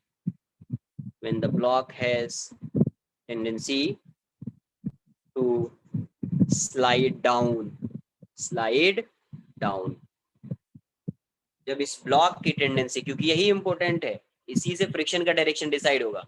when the block has tendency to slide down, तो इस डायरेक्शन में कितना आ रहा है mg sin थीटा, यहाँ पे एक फोर्स लगा रहे हैं यहाँ पे एक नॉर्मल आएगा, यहाँ पे एक फ्रिक्शन आए mg cos थीटा आएगा। अब इसकी टेंडेंसी डाउनवर्ड डायरेक्शन में है, फ्रिक्शन इस डायरेक्शन, इसकी टेंडेंसी मोशन की डाउनवर्ड डायरेक्शन में है तो फ्रिक्शन अपवर्ड डायरेक्शन में आएगा। ठीक है, अब ये ब्लॉक रेस्ट में है, क्वेश्चन में गिवन है, इसकी वैल्यू तो म्यू एन हो जाएगी अभी। तो ये ब्लॉक किस में है, रेस्ट में, क्योंकि मुझे रेंज चाहिए। रेंज का मतलब ये हुआ कि इसकी मैक्सिमम वैल्यू कंसिडर करेंगे, मुझे क्या चाहिए रेंज, इसीलिए इसकी मैक्सिमम वैल्यू कंसिडर करेंगे। अब ये रेस्ट में तो नेट फोर्स 0 हो जाएगा, तो F plus F equals to mg sine theta, तो यहाँ से F की वैल्यू क्या हो जाएगी mg sine theta minus F, तो ये क्या हो जाएगा F की value mg sine theta minus mu mg cos theta, यहाँ से mg कॉमन ले लेंगे, sign theta minus mu cos theta, sign theta minus mu cos theta. ठीक है, नोट कर लो।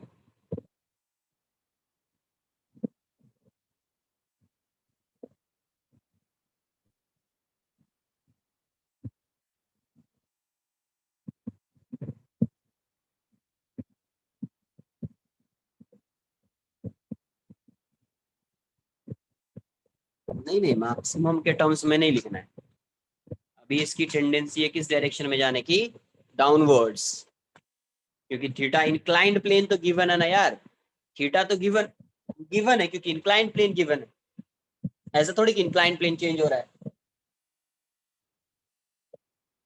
अब case 2, when the block has tendency to move up along the incline, when the block has tendency to move up along the incline, सही आया है ना। तो अब इसकी टेंडेंसी अगर जाने की है किस डायरेक्शन में, अपवर्ड डायरेक्शन में, तो यहाँ पे फ्रिक्शन किस डायरेक्शन में आएगा, डाउनवर्ड डायरेक्शन।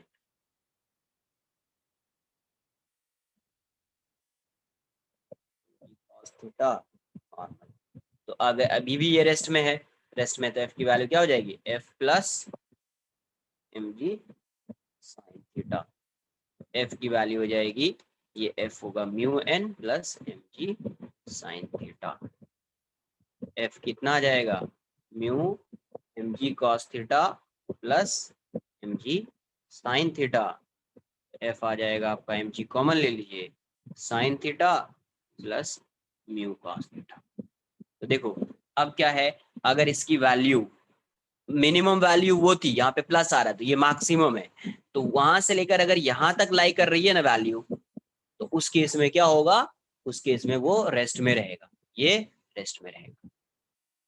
ठीक है, तो यहाँ से ब्लॉक remains at rest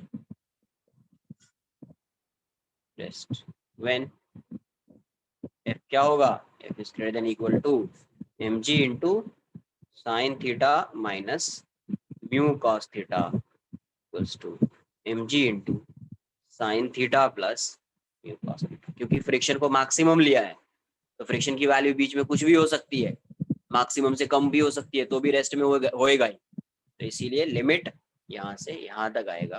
तो इसके बीच में अगर कोई भी वैल्यू होगी, ये वैल्यू को भी इंक्लूड कीजिए, और इसके बीच में कोई भी वैल्यू आएगी, तो उस केस में ये ब्लॉक किस में रहेगा, ये ब्लॉक किस में रहेगा। क्लियर है, आई बात समझ में।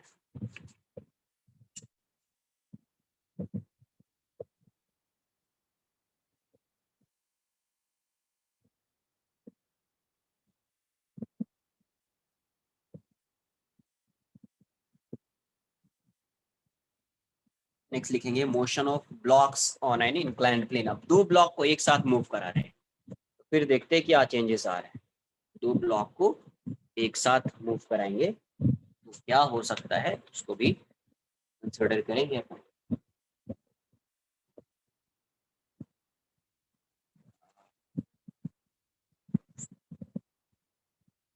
नोट कर लो इसको। नहीं नहीं अभी नहीं, वो तो नेक्स्ट लेक्चर में आएगा। ब्लॉक ओवर ब्लॉक वाला नेक्स्ट लेक्चर में आएगा। तुमने कहाँ से पढ़ लिया ब्लॉक ओवर ब्लॉक, नहीं जम रहा है। नहीं, क्या बोला है अभी, क्या क्वेश्चन बोला है सॉल्व करने के लिए। फ्रिक्शन का क्वेश्चन अभी छोड़ो ना, जहाँ पे ब्लॉक हो, जितना पढ़ाया है उतना ही ट्राई करो। क्वेश्चन जहाँ पे आ जाए ब्लॉक ओवर ब्लॉक प्रॉब्लम, उसको छोड़ दीजिए। फ्रिक्शन का कॉन्सेप्ट अभी कहीं पे मैंने बताया है वो। नहीं नहीं, अरे बताया ही नहीं है तो, वो तो डायरेक्शन बताया है सिर्फ, मैंने कुछ नहीं बताया है। अरे डायरेक्शन डिसाइड कर रहे थे कि डायरेक्शन ऑफ फ्रिक्शन, देखो उस पे क्या हेडिंग लिखा हुआ है उस टॉपिक के ऊपर, डायरेक्शन ऑफ फ्रिक्शन। डायरेक्शन कैसे फाइंड करेंगे वो बता रहा था। वो सॉल्व करना ही नहीं, अभी पता चला कि तुम सॉल्व करते रह जाओगे, तुमसे आएगा नहीं, फिर सेकेंड डे बोलोगे कि सर ने फ्रिक्शन पढ़ा दिया है, कुछ आ ही नहीं रहा है। खुद से कुछ नहीं करना है।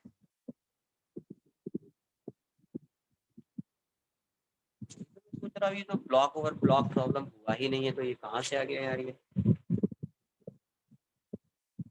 लास्ट लेक्चर, नेक्स्ट लेक्चर में वही होगा, अलग कॉन्सेप्ट ही है उसका, तो वो होगा कहाँ से।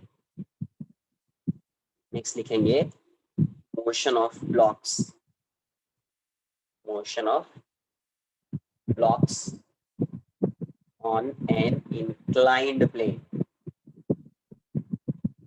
तो पहले एक सिंगल ब्लॉक के बारे में पढ़ रहे थे, यहाँ पे डबल ब्लॉक है इंक्लाइंड प्लेन। अब ये ऐसा है थीटा पे,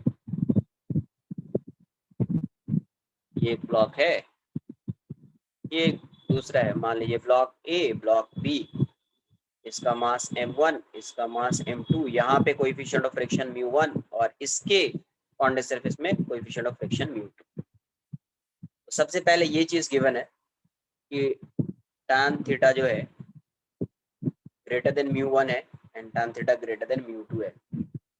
इसका मतलब ये स्लाइड कर सकता है, ग्रेटर है तो स्लाइड करेगा ही, है ना, ग्रेटर है तो स्लाइड करेगा ही। अगर स्मॉलर होता तो रेस्ट में होता, ये गिवन है। तो मैं क्या करता हूँ, ऐसे समझो, मैं क्या करता हूँ, इसका एक्सेलरेशन a1 मान लेता हूँ और इसका एक्सेलरेशन a2 मान लेता हूँ। सेम भी हो सकता है, वैसा कुछ नहीं है कि सेम नहीं होगा, ऐसे एज्यूम कर लिया मैंने। अब मुझे ये बताओ, अगर if a1 is greater then a2, if a1 is greater then a2, तो क्या a और b कॉन्टेक्ट्स में रहेंगे क्या? नहीं। इसका मतलब बोथ, हाँ इसका मतलब both blocks have different acceleration, both blocks have different acceleration. Clear? Context में नहीं होंगे, normal reaction between A and B would be zero. अब second case, if A1 is less than A2,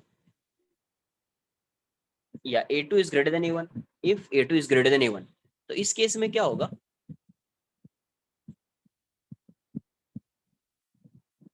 if A2 is greater than A1, contact में रहेंगे, लेकिन इसका acceleration ना तो A1 होगा ना A2 होगा, कुछ डिफरेंट होगा। क्लियर है? कुछ क्या होगा, डिफरेंट होगा, क्योंकि ये स्लो मूव कर रहा है, ये थोड़ा फास्ट मूव कर रहा है, तो ये थोड़ा पुल करेगा, ये उसको रेजिस्ट करेगा, इसीलिए इसकी वैल्यू इससे, इसका एक्सेलरेशन से तो कुछ ज्यादा होगी और इसके एक्सेलरेशन से कुछ कम होगी। हाँ, बट इस केस में if a2 is greater than a1, then in this case both blocks move together with same acceleration, with same acceleration. Clear? ये चीज समझ में आ गई है?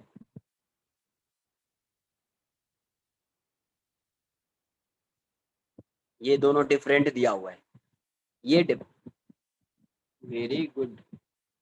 मुझे ये बताओ, मुझे पहले ये बताइए कि म्यू जो है या इसके बीच जो फ्रिक्शन है, क्या ये इसी सरफेस पे डिपेंड करता है? इस ब्लॉक का जो ये सरफेस रहा होगा जो इसके कांटेक्ट में है उस पर डिपेंड नहीं करेगा?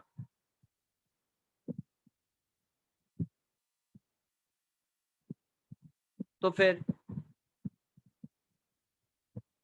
तो अब देखो यहां से मैं दोनों का एक्सेलरेशन अलग अलग फाइंड कर लेता हूं। दोनों का, इसका एक्सेलरेशन और इसका एक्सेलरेशन, अरे एरिया पे डिपेंड नहीं कर रहा है, कॉन्टेक्ट सरफेस पे तो डिपेंड कर रहा है ना। एरिया, एरिया की मैं कहां पे बात कर रहा हूँ? एरिया पे डिपेंड नहीं कर रहा है। बट ये अगर मान लो बहुत ज्यादा रफ हो गया ऐसा और ये बहुत ही ज्यादा हो गया वैसा, तब तब डिपेंड, तब तो करेगा ना यार। वो मैं क्या बोल रहा था, समझो, एरिया पे डिपेंड नहीं कर रहा तो क्या बोला था? एक ब्लॉक है, इस ब्लॉक को आप ऐसे रख दीजिए और इसी ब्लॉक को आप ऐसे रख दीजिए, सेम ब्लॉक है तो इसका मटेरियल और इसका मटेरियल सेम है, इसका मटेरियल इसका मटेरियल सेम है, तब तो म्यू सेम होता था। अब डिपेंड कर रहा था क्या? दोनों का मास सेम लिया था मैंने, मतलब इसी को, ये ऐसा था, इसी को मैंने ऐसे रख दिया तो अभी ज्यादा एरिया कवर कर रहा है, ऐसे कम एरिया कवर करेगा, है ना। बट ये ज्यादा प्रेशर लगा रहा है और ये कम प्रेशर लगा रहा है, तो इसीलिए हर जगह पे नेट फ्रिक्शन की वैल्यू जो होती थी सेम होती थी। बट यहाँ पे दोनों डिफरेंट ब्लॉक्स है, तो डिफरेंट ब्लॉक्स है तो इसका ये वाला जो कॉन्टेक्ट सरफेस होगा वो भी डिफरेंट होगा, इसीलिए फ्रिक्शन की वैल्यू डिफरेंट होगी, कोएफिशिएंट ऑफ फ्रिक्शन क्या हो गया? डिफरेंट हो गया। अब यहाँ से अगर a1 a2 ये चीज समझ में आई, तो अगर दोनों का एक्सेलरेशन डिफरेंट है, इसका मतलब नॉर्मल जो होगा ए और बी के बीच का जो नॉर्मल है वो तो जीरो हो जाएगा। क्लियर? तो दोनों ब्लॉक के मोशन को मैं जो है ना सेपरेट करके एनालाइज करता हूँ, इंडिविजुअली एनालाइज करते हैं। तो F B D of m1, क्योंकि एक्सेलरेशन डिफरेंट है तो कोई नॉर्मल होगा नहीं, m1 हो गया, तो यहाँ पे m1g आएगा साइन थीटा, है ना। और यहाँ पे फ्रिक्शन आएगा आपका, मूव कर रहा है ये, एक्सेलरेट कर रहा है a1, तो यहाँ पे तो म्यू एन होगा, म्यू1 n, मतलब म्यू1 इंटू m1g cos थीटा हो जाएगा। तो एक्सेलरेशन की वैल्यू फाइंड करनी है, इस डायरेक्शन में आ रहा है, तो m1g sine theta minus mu one m1g cos theta equals to m1 into a1। तो m1 m1 m1 cancel out हो गया, तो यहाँ से a1 की वैल्यू क्या आ जाएगी? g कॉमन लो, तो sine theta minus mu one cos theta, है ना। सिमिलरली डायरेक्ट लिख देता हूं मैं, a2 की वैल्यू क्या हो जाएगी? g साइन थीटा, सब कुछ तो सेम है, minus mu two cos theta, mu two. अब देखो अगर म्यू ग्रेटर होगा, यहां समझिए, अगर if mu one is greater than mu two, सब कुछ सेम है सिर्फ म्यू डिफरेंट है, if mu one is greater than mu two then a2 would be greater than a1। अगर म्यू1 ग्रेटर होगा तो a1 की वैल्यू कम होगी, म्यू1 कम होगा तो a1 की वैल्यू ज्यादा होगी। If mu one is greater than mu two then a1 would be less than a2, क्योंकि सब्ट्रैक्ट कर रहे हैं, है ना। तो उससे मैं रिलेट करूंगा, एक बार नोट कर लीजिए।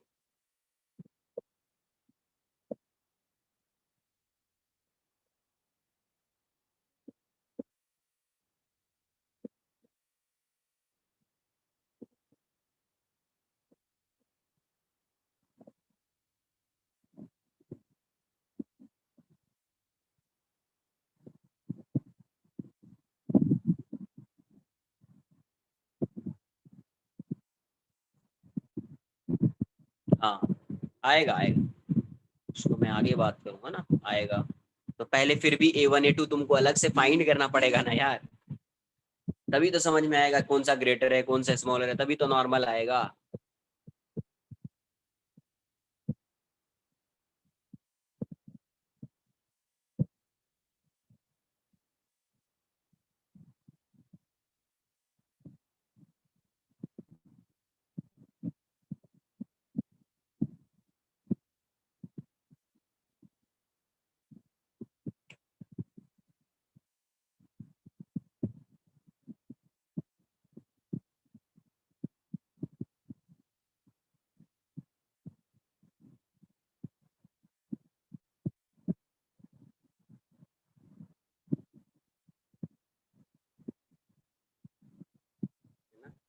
अब देखिए,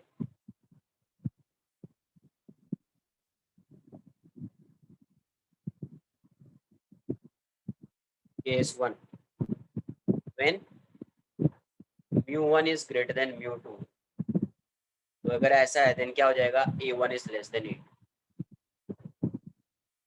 क्लियर है? तो A2 ग्रेटर हो गया, तो in this case both blocks move together, है ना। A2 ग्रेटर हो गया, move together with same acceleration, same acceleration. तो जब कभी भी एक्सेलरेशन सेम होता है तो क्या करते हैं, जब कभी भी एक्सेलरेशन सेम होता है क्या करते हैं,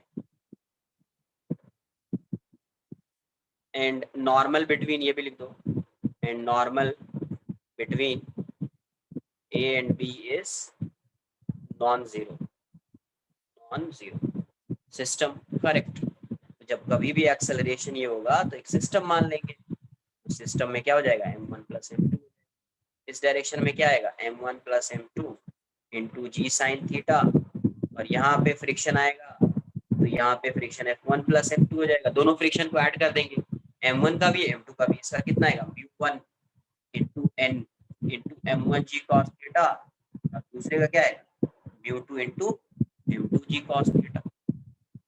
ऐसा नहीं कि म्यू M1, दोनों का म्यू डिफरेंट है, फ्रिक्शन को ऐसे लिखना पड़ेगा। अब ये इस डायरेक्शन में A से एक्सेलरेट कर रहा है, तो यहाँ से क्या आ जाएगा, A की वैल्यू, नेट फोर्स आपका है M1 plus G sine theta minus mu one M1 G cos theta plus mu M2 G cos theta on M1 plus, यही होगा ना यार।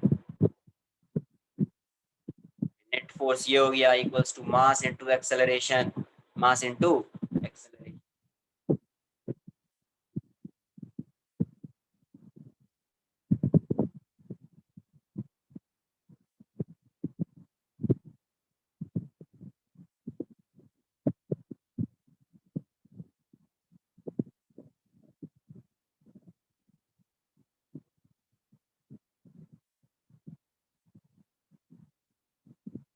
क्लियर है?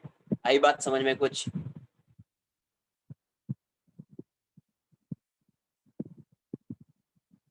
Second case, case two, when mu1 is less than mu2, therefore A1 is greater than A2. So in this case it means both block separately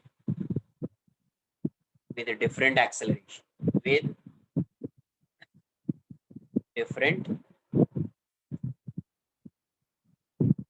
acceleration, with different acceleration and normal reaction, normal reaction भी zero. क्या हो जाएगा इस case में, clear, crystal clear होना चाहिए।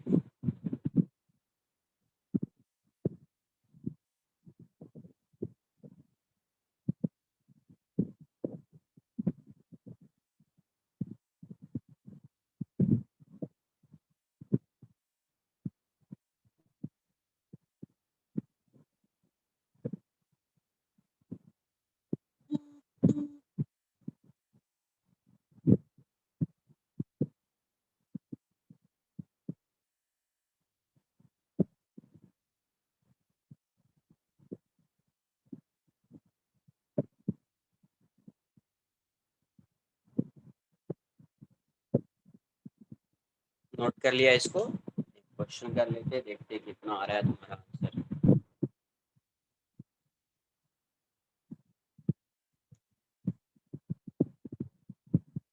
वो तो सिंपल हो जाएगा ना, म्यू 1 है, देखो ना, उस केस में क्या आ जाएगा, म्यू 1 इक्वल्स टू म्यू 2, तो उस केस में दोनों का एक्सेलरेशन क्या हो जाएगा, सेम हो जाएगा। तो दोनों का जब एक्सेलरेशन सेम है तो सिर्फ एक दूसरे के कांटेक्ट में होगा वो, बट नॉर्मल रिएक्शन कुछ नहीं लगाएगा। उसको भी लिख लो, सॉल्व भी कर लेते हैं उसको। हाँ?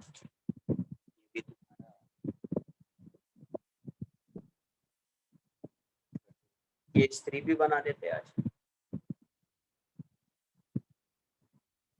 कहाँ पे डेसिमल 8 करेगा, कैसे करेगा तुम ही बताओ, कैसे करेगा।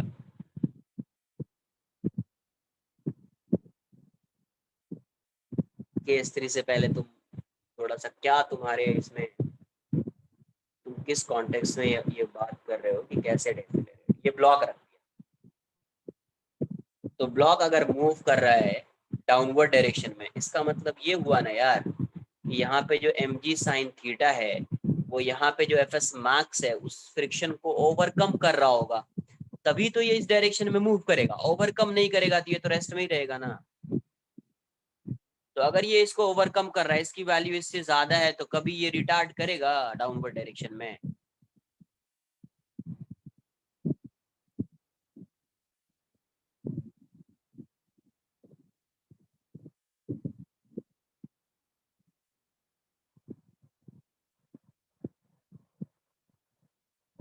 When mu 1 equals to mu, अब म्यू 1 की वैल्यू म्यू 2 के इक्वल है, तो अब देखो A1 की वैल्यू A2 के इक्वल हो जाएगी, एक्सेलरेशन A मान लिया। तो अब देख लीजिए यहाँ से सॉल्व ही कर लेते हैं, नॉर्मल की बात बाद में समझ में आएगी अपने को।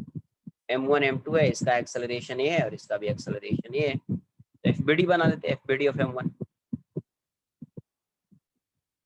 FBD ऑफ M1, M1 की FBD यहाँ पे नॉर्मल 0 हो जाएगा, है ना, यहाँ पे भी नॉर्मल 0 आ जाएगा। पहले भी एक क्वेश्चन किया है, इसमें फ्रिक्शन नहीं था, आपको यहाँ से भी समझ में आना चाहिए। ये इतना आ गया, यहाँ पे फ्रिक्शन कितना आएगा, म्यू 1 देख लेते हैं कितना आता है, म्यू 1 M1G, ये म्यू हो जाएगा M1G cos थीटा F1, और यहाँ पे नॉर्मल इस साइड लगाएगा वो, और ये इसका एक्सेलरेशन है, तो यहाँ पे इक्वेशन क्या लिखोगे, M1G sin theta minus mu M1G cos theta plus n equals to M1 into A equation 1, M1 into A equation 1।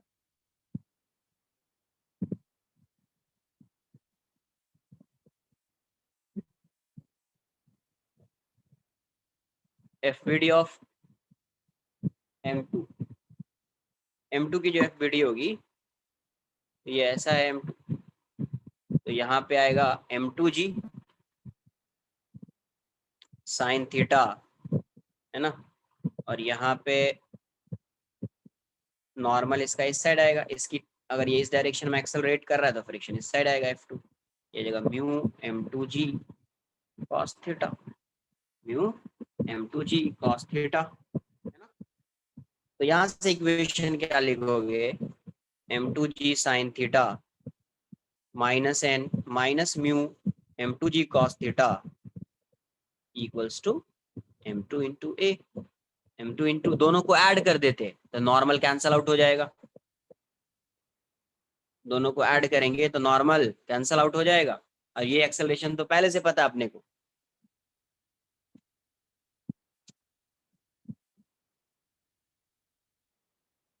From 1+2, 1+2 से क्या आएगा, नोट कर लो, नोट कर लो,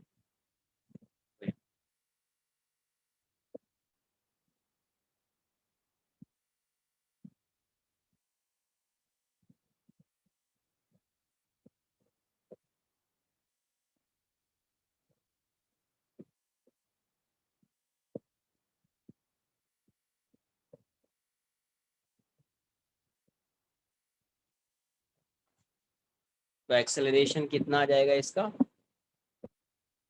m1g sine theta plus m2g sine theta, दोनों में आ जाएगा म्यू कॉमन लो, m1g cos theta plus m2g cos theta equals to m1 plus m2 into A, यही आया ना। तो यहाँ से क्या आएगा, ए की वैल्यू क्या हो जाएगी, पहले देख लो यहाँ से साइन थीटा, साइन जी साइन थीटा कॉमन ले लेता हूँ मैं, तो यहाँ से क्या आ जाएगा m1 प्लस m2, यहाँ से mu G common, G cos theta क्या आ जाएगा m1 plus m2 equals to m1 plus m2 into A, ये कैंसल आउट हो जाएगा। तो यही वैल्यू आ रही थी ना पहले, जी कॉमन लो, sine theta minus mu cos theta, यही आ रहा था ना, म्यू की जगह पे म्यू वन आ गया, कोई चेंज आ रहा है क्या, नहीं आ रहा। अब नॉर्मल फाइंड करना है तो किसी भी इक्वेशन में पुट कर दीजिए, from equation one, from equation one, equation one में क्या था, m1g sine theta plus n minus mu m1g cos theta equals to m1 into a. तो यहाँ से क्या आएगा, m1g sine theta plus n minus mu m1g cos theta equals to m1g sine theta minus mu m1g cos theta, cancel हो गया सब, normal की value क्या हो गई, जीरो, नॉर्मल की वैल्यू क्या हो गई, जीरो। तो यहाँ पे क्या है, अगर दोनों पे फ्रिक्शन सेम है, फ्रिक्शन क्या है दोनों पे सेम है, मतलब कोएफिशिएंट ऑफ फ्रिक्शन सेम है, फ्रिक्शन नहीं कोएफिशिएंट ऑफ फ्रिक्शन की वैल्यू सेम है, तो दोनों का एक्सेलरेशन सेम आ जाएगा। एक्सेलरेशन क्या होता था, G sine theta minus mu one cos theta minus mu two cos theta ऐसा आता था। तो म्यू वन की जगह पे आप म्यू रख दो, म्यू टू की जगह पे म्यू रख दो, लेकिन वो फॉर्मूला जो आया था तो उसमें नॉर्मल रिएक्शन अपन ने जीरो लिया था, तो इसकी वैल्यू जब ऐसी आ रही है इसका मतलब यहाँ पे भी नॉर्मल जीरो ही हो जाना था। सॉल्व किया तो भी क्या आ गया, जीरो, सॉल्व किया तो क्या आ गया, जीरो। तो थर्ड केस में क्या करेगा, ये दोनों सेम एक्सेलरेशन से जाएगा और एक्सेलरेशन की वैल्यू ये होगी, and normal reaction between blocks would be zero. Clear, किसी कोई डाउट है इसमें,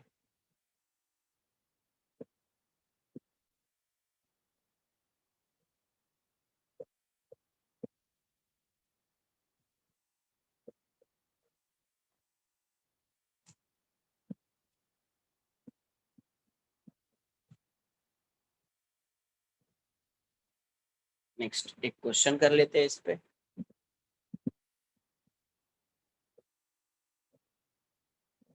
देख लेते हैं पहले एक क्वेश्चन जो अभी पढ़ाया है कॉन्सेप्ट उस पे करा लेता हूँ, ठीक है। रिमाइंडर तो सही दिया है, लेकिन अगर ये नहीं बताता तो फिर क्वेश्चन में करा देता, बट अभी जो कॉन्सेप्ट पढ़ा है उस पे क्वेश्चन कराना पड़ेगा। ये ऐसा है, ये 37 डिग्री है, यहाँ पे ये ब्लॉक 1 है, ये ब्लॉक 2 है, m1 की वैल्यू, m1 की वैल्यू 4 kg है और m2 की वैल्यू 6 kg है। क्वेश्चन में वही है, फाइंड, क्वेश्चन में आपसे पूछा गया find the normal contact force between the blocks, find, सिर्फ नॉर्मल एक्सेलरेशन फाइंड कर लोगे, find the normal and acceleration भी बोल दो, normal first, find the acceleration of blocks, second find the normal reaction between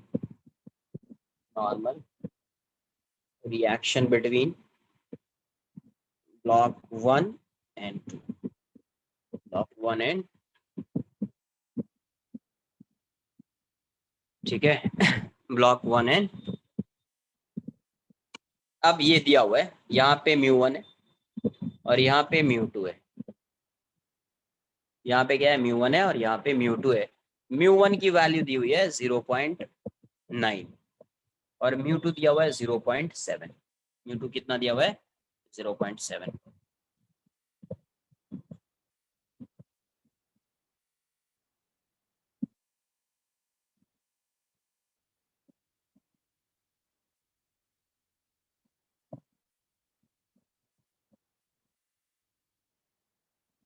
हाँ नॉर्मली तो smaller than 1 ही रहता है, नोट तो कर लो। हाँ ये लास्ट क्वेश्चन ही होगा, बट एक क्वेश्चन ऐसे ही इसका तुमको होमवर्क दे दूंगा, एक बार ट्राई करना, इसका नहीं, इसका भी एक क्वेश्चन रहेगा और एक इसका एनएलएम का एक क्वेश्चन दे दूंगा तुमको होमवर्क, ट्राई करना एक बार, नहीं होगा तो नेक्स्ट लेक्चर में डिस्कस करूंगा।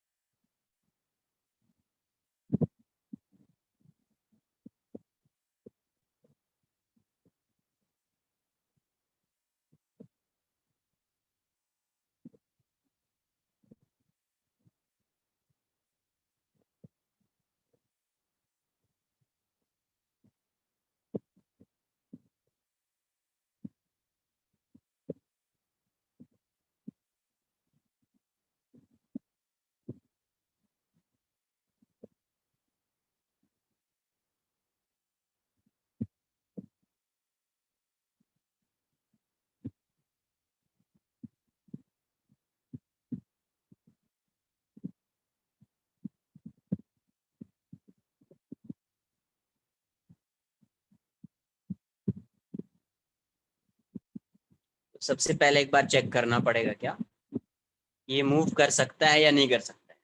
तो tan थीटा की वैल्यू कितनी है, tan थीटा इज 3/4, तो 0.75 क्या है, 0.75।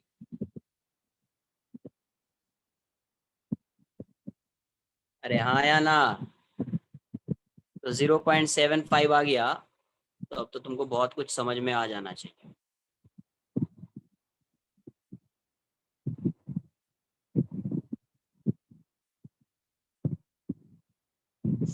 हम्म,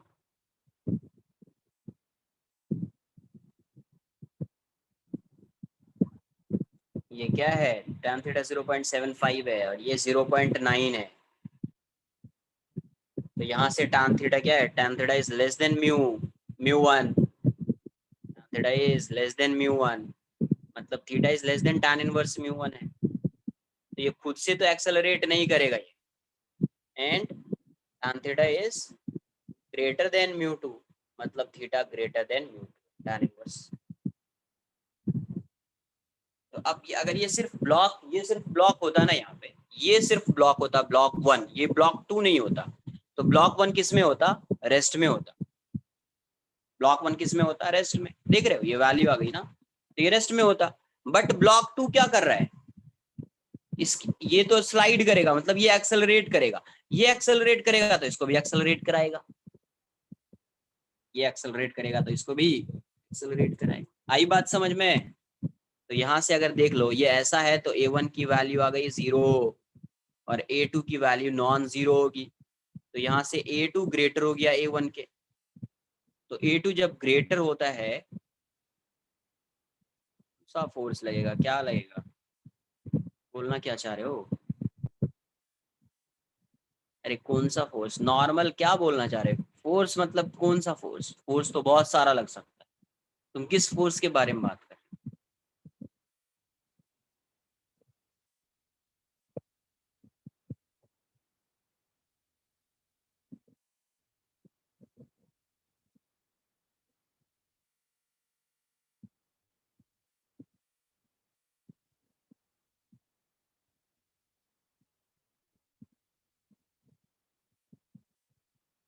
अरे ये मुझे ये बताओ, कभी बताया था किसी जमाने में कि थीटा की वैल्यू tan इनवर्स से कम होगी, tan इनवर्स म्यू से कम होगी तो ब्लॉक रेस्ट में रहेगा।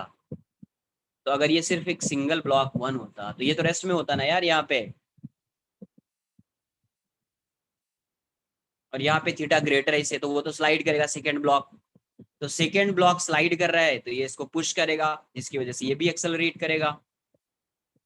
तो यहाँ पे A1 0 है, A2 0 नहीं है, A2 की वैल्यू ग्रेटर है A1 से, इसका मतलब बोथ ब्लॉक क्या करेगा, both blocks move with same acceleration. Same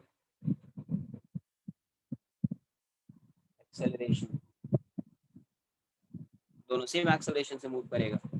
तो एक्सेलरेशन कैसे फाइंड करेंगे? दोनों अगर सेम एक्सेलरेशन से मूव कर रहा है तो एक्सेलरेशन कैसे फाइंड करोगे? दोनों को एक सिस्टम मानना पड़ेगा। और इस साइड कितना आ रहा है? 4 kg और 6 kg है। 4 40 साइन 37 प्लस 60 साइन 37, तो ये कितना आ जाएगा? 40 इंटू 3/5 प्लस 60 इंटू 3/5, 24 36, तो ये 60 न्यूटन आ जाएगा। और इस साइड फ्रिक्शन लगेगा कितना? F1 प्लस F2, ये कितना? μ1 इंटू 40 cos 37 प्लस μ2 60 cos 37।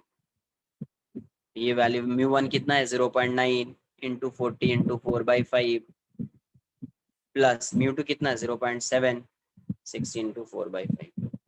ये वैल्यू कितनी आ गई? 8। इसको हटा दो, फिर भी तो आएगा 8। 32 इंटू 9 कितना आएगा? 32 इंटू 9 288 है ना, 28.8 हो जाएगा। और ये कितना आ जाएगा? 12 इंटू 4 48, 48 इंटू 7 33.6। ये वैल्यू कितनी आई? 4 2 4। कितना न्यूटन है?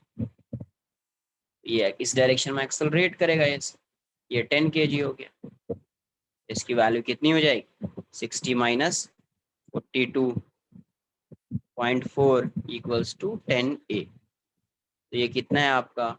6 और ये 17.6 इक्वल्स टू 10A। ए की वैल्यू कितनी आ जाएगी? 1.67 मीटर पर सेकेंड। अब नॉर्मल फाइंड करना है तो किसी एक का एफबीडी बनाना पड़ेगा। तो एफबीडी ऑफ ब्लॉक 1 का एफबीडी बना लेते हैं।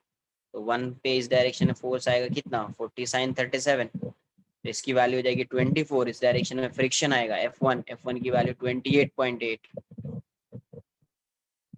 कहाँ पे 64? अरे हाँ यार 62 आएगा। Correct correct correct. तो फिर ये तो रेस्ट में रह जाएगा।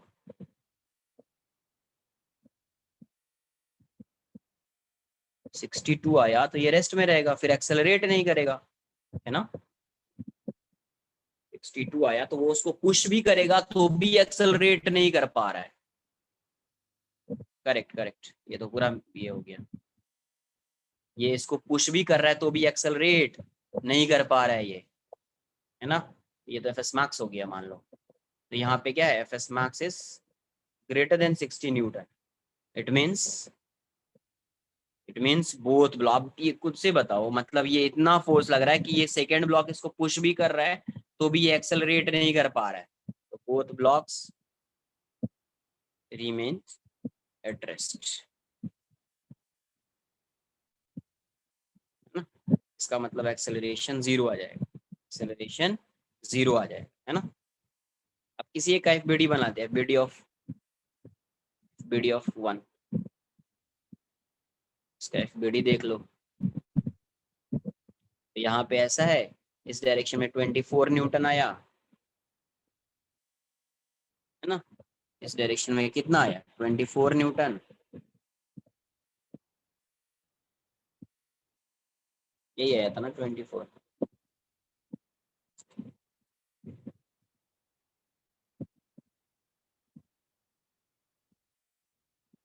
कहीं मिस्टेक तो नहीं किया मैंने। बीडी ऑफ 1, तो ये इस डायरेक्शन में 24 है, ये इस पे नॉर्मल इस डायरेक्शन में लगाएगा, करेक्ट। और ये रेस्ट में तो फ्रिक्शन इस डायरेक्शन में आएगा, और इस फ्रिक्शन की वैल्यू कितनी है? 28.8 न्यूटन। 28.8 न्यूटन, है ना। तो यहाँ से वैल्यू कितनी आ जाएगी? एंस ये कितना जाए? रेस्ट में है, एक्सेलरेशन 0 है, तो 24 plus N equals to 28.8 newton. N की वैल्यू कितनी हो गई? 4.8 न्यूटन। हो गया क्वेश्चन खत्म।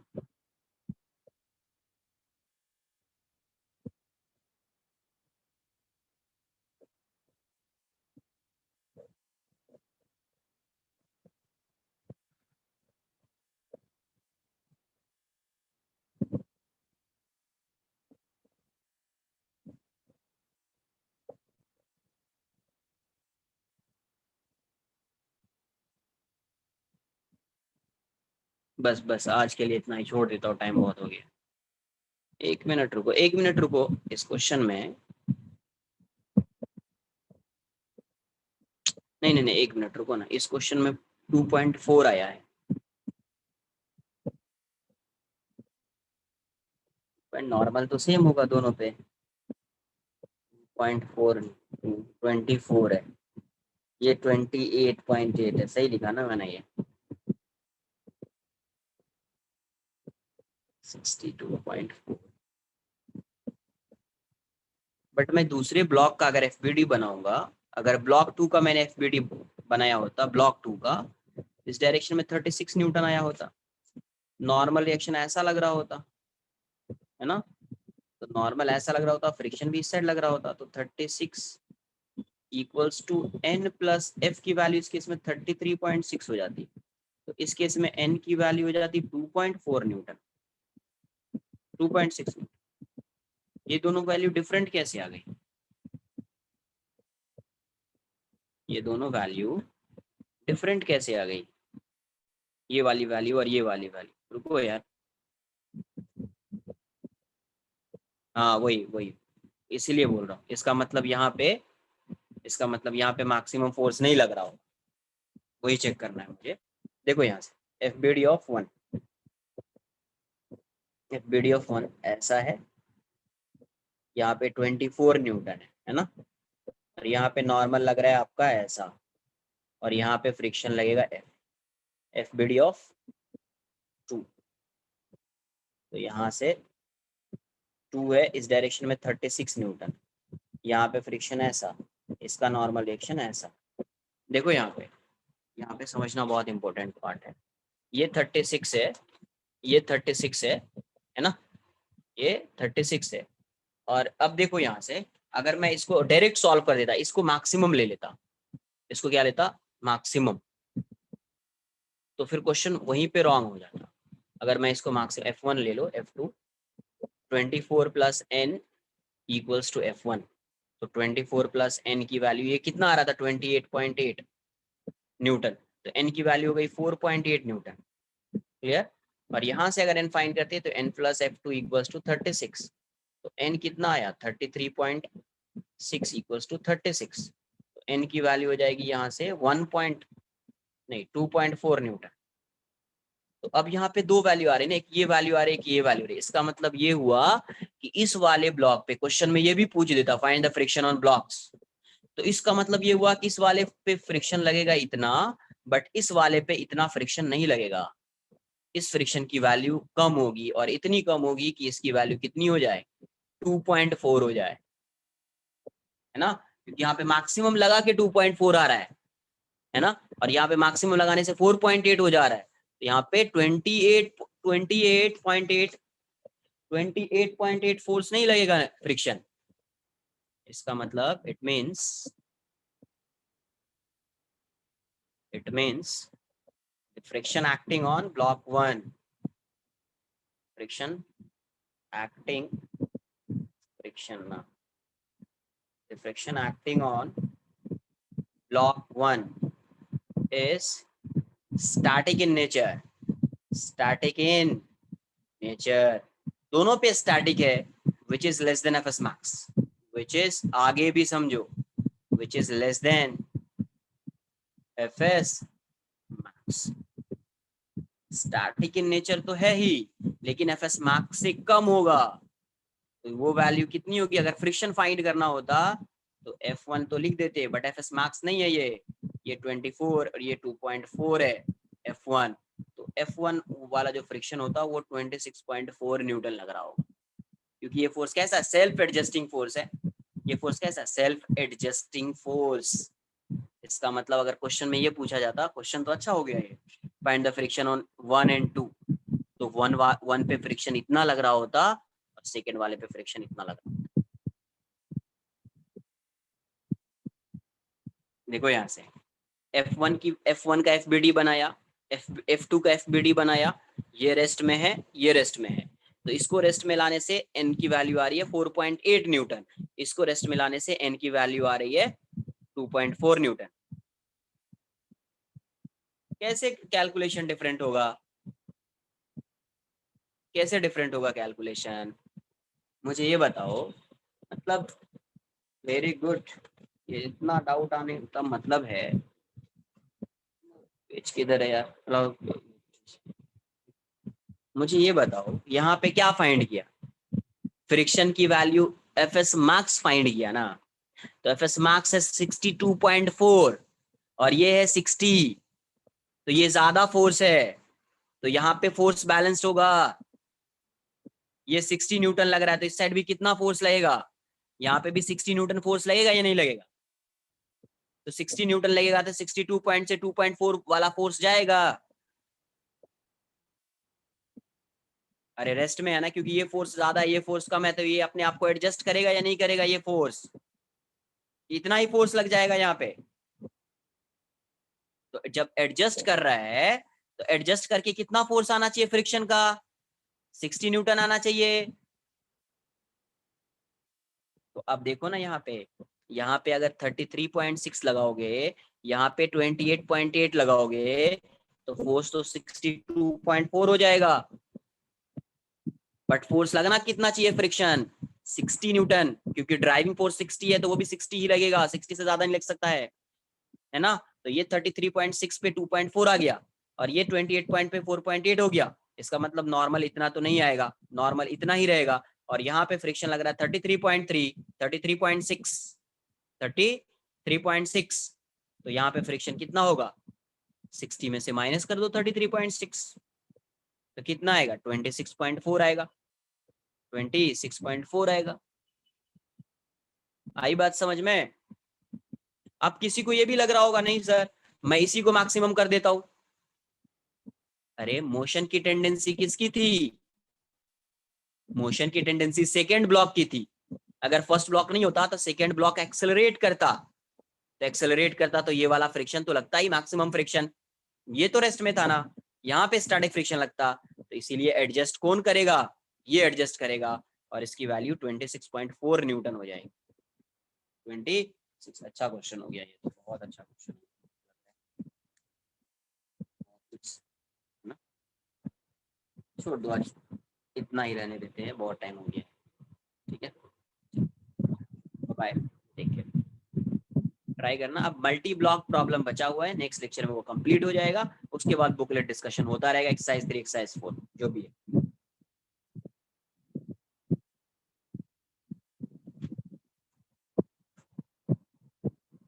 बाय।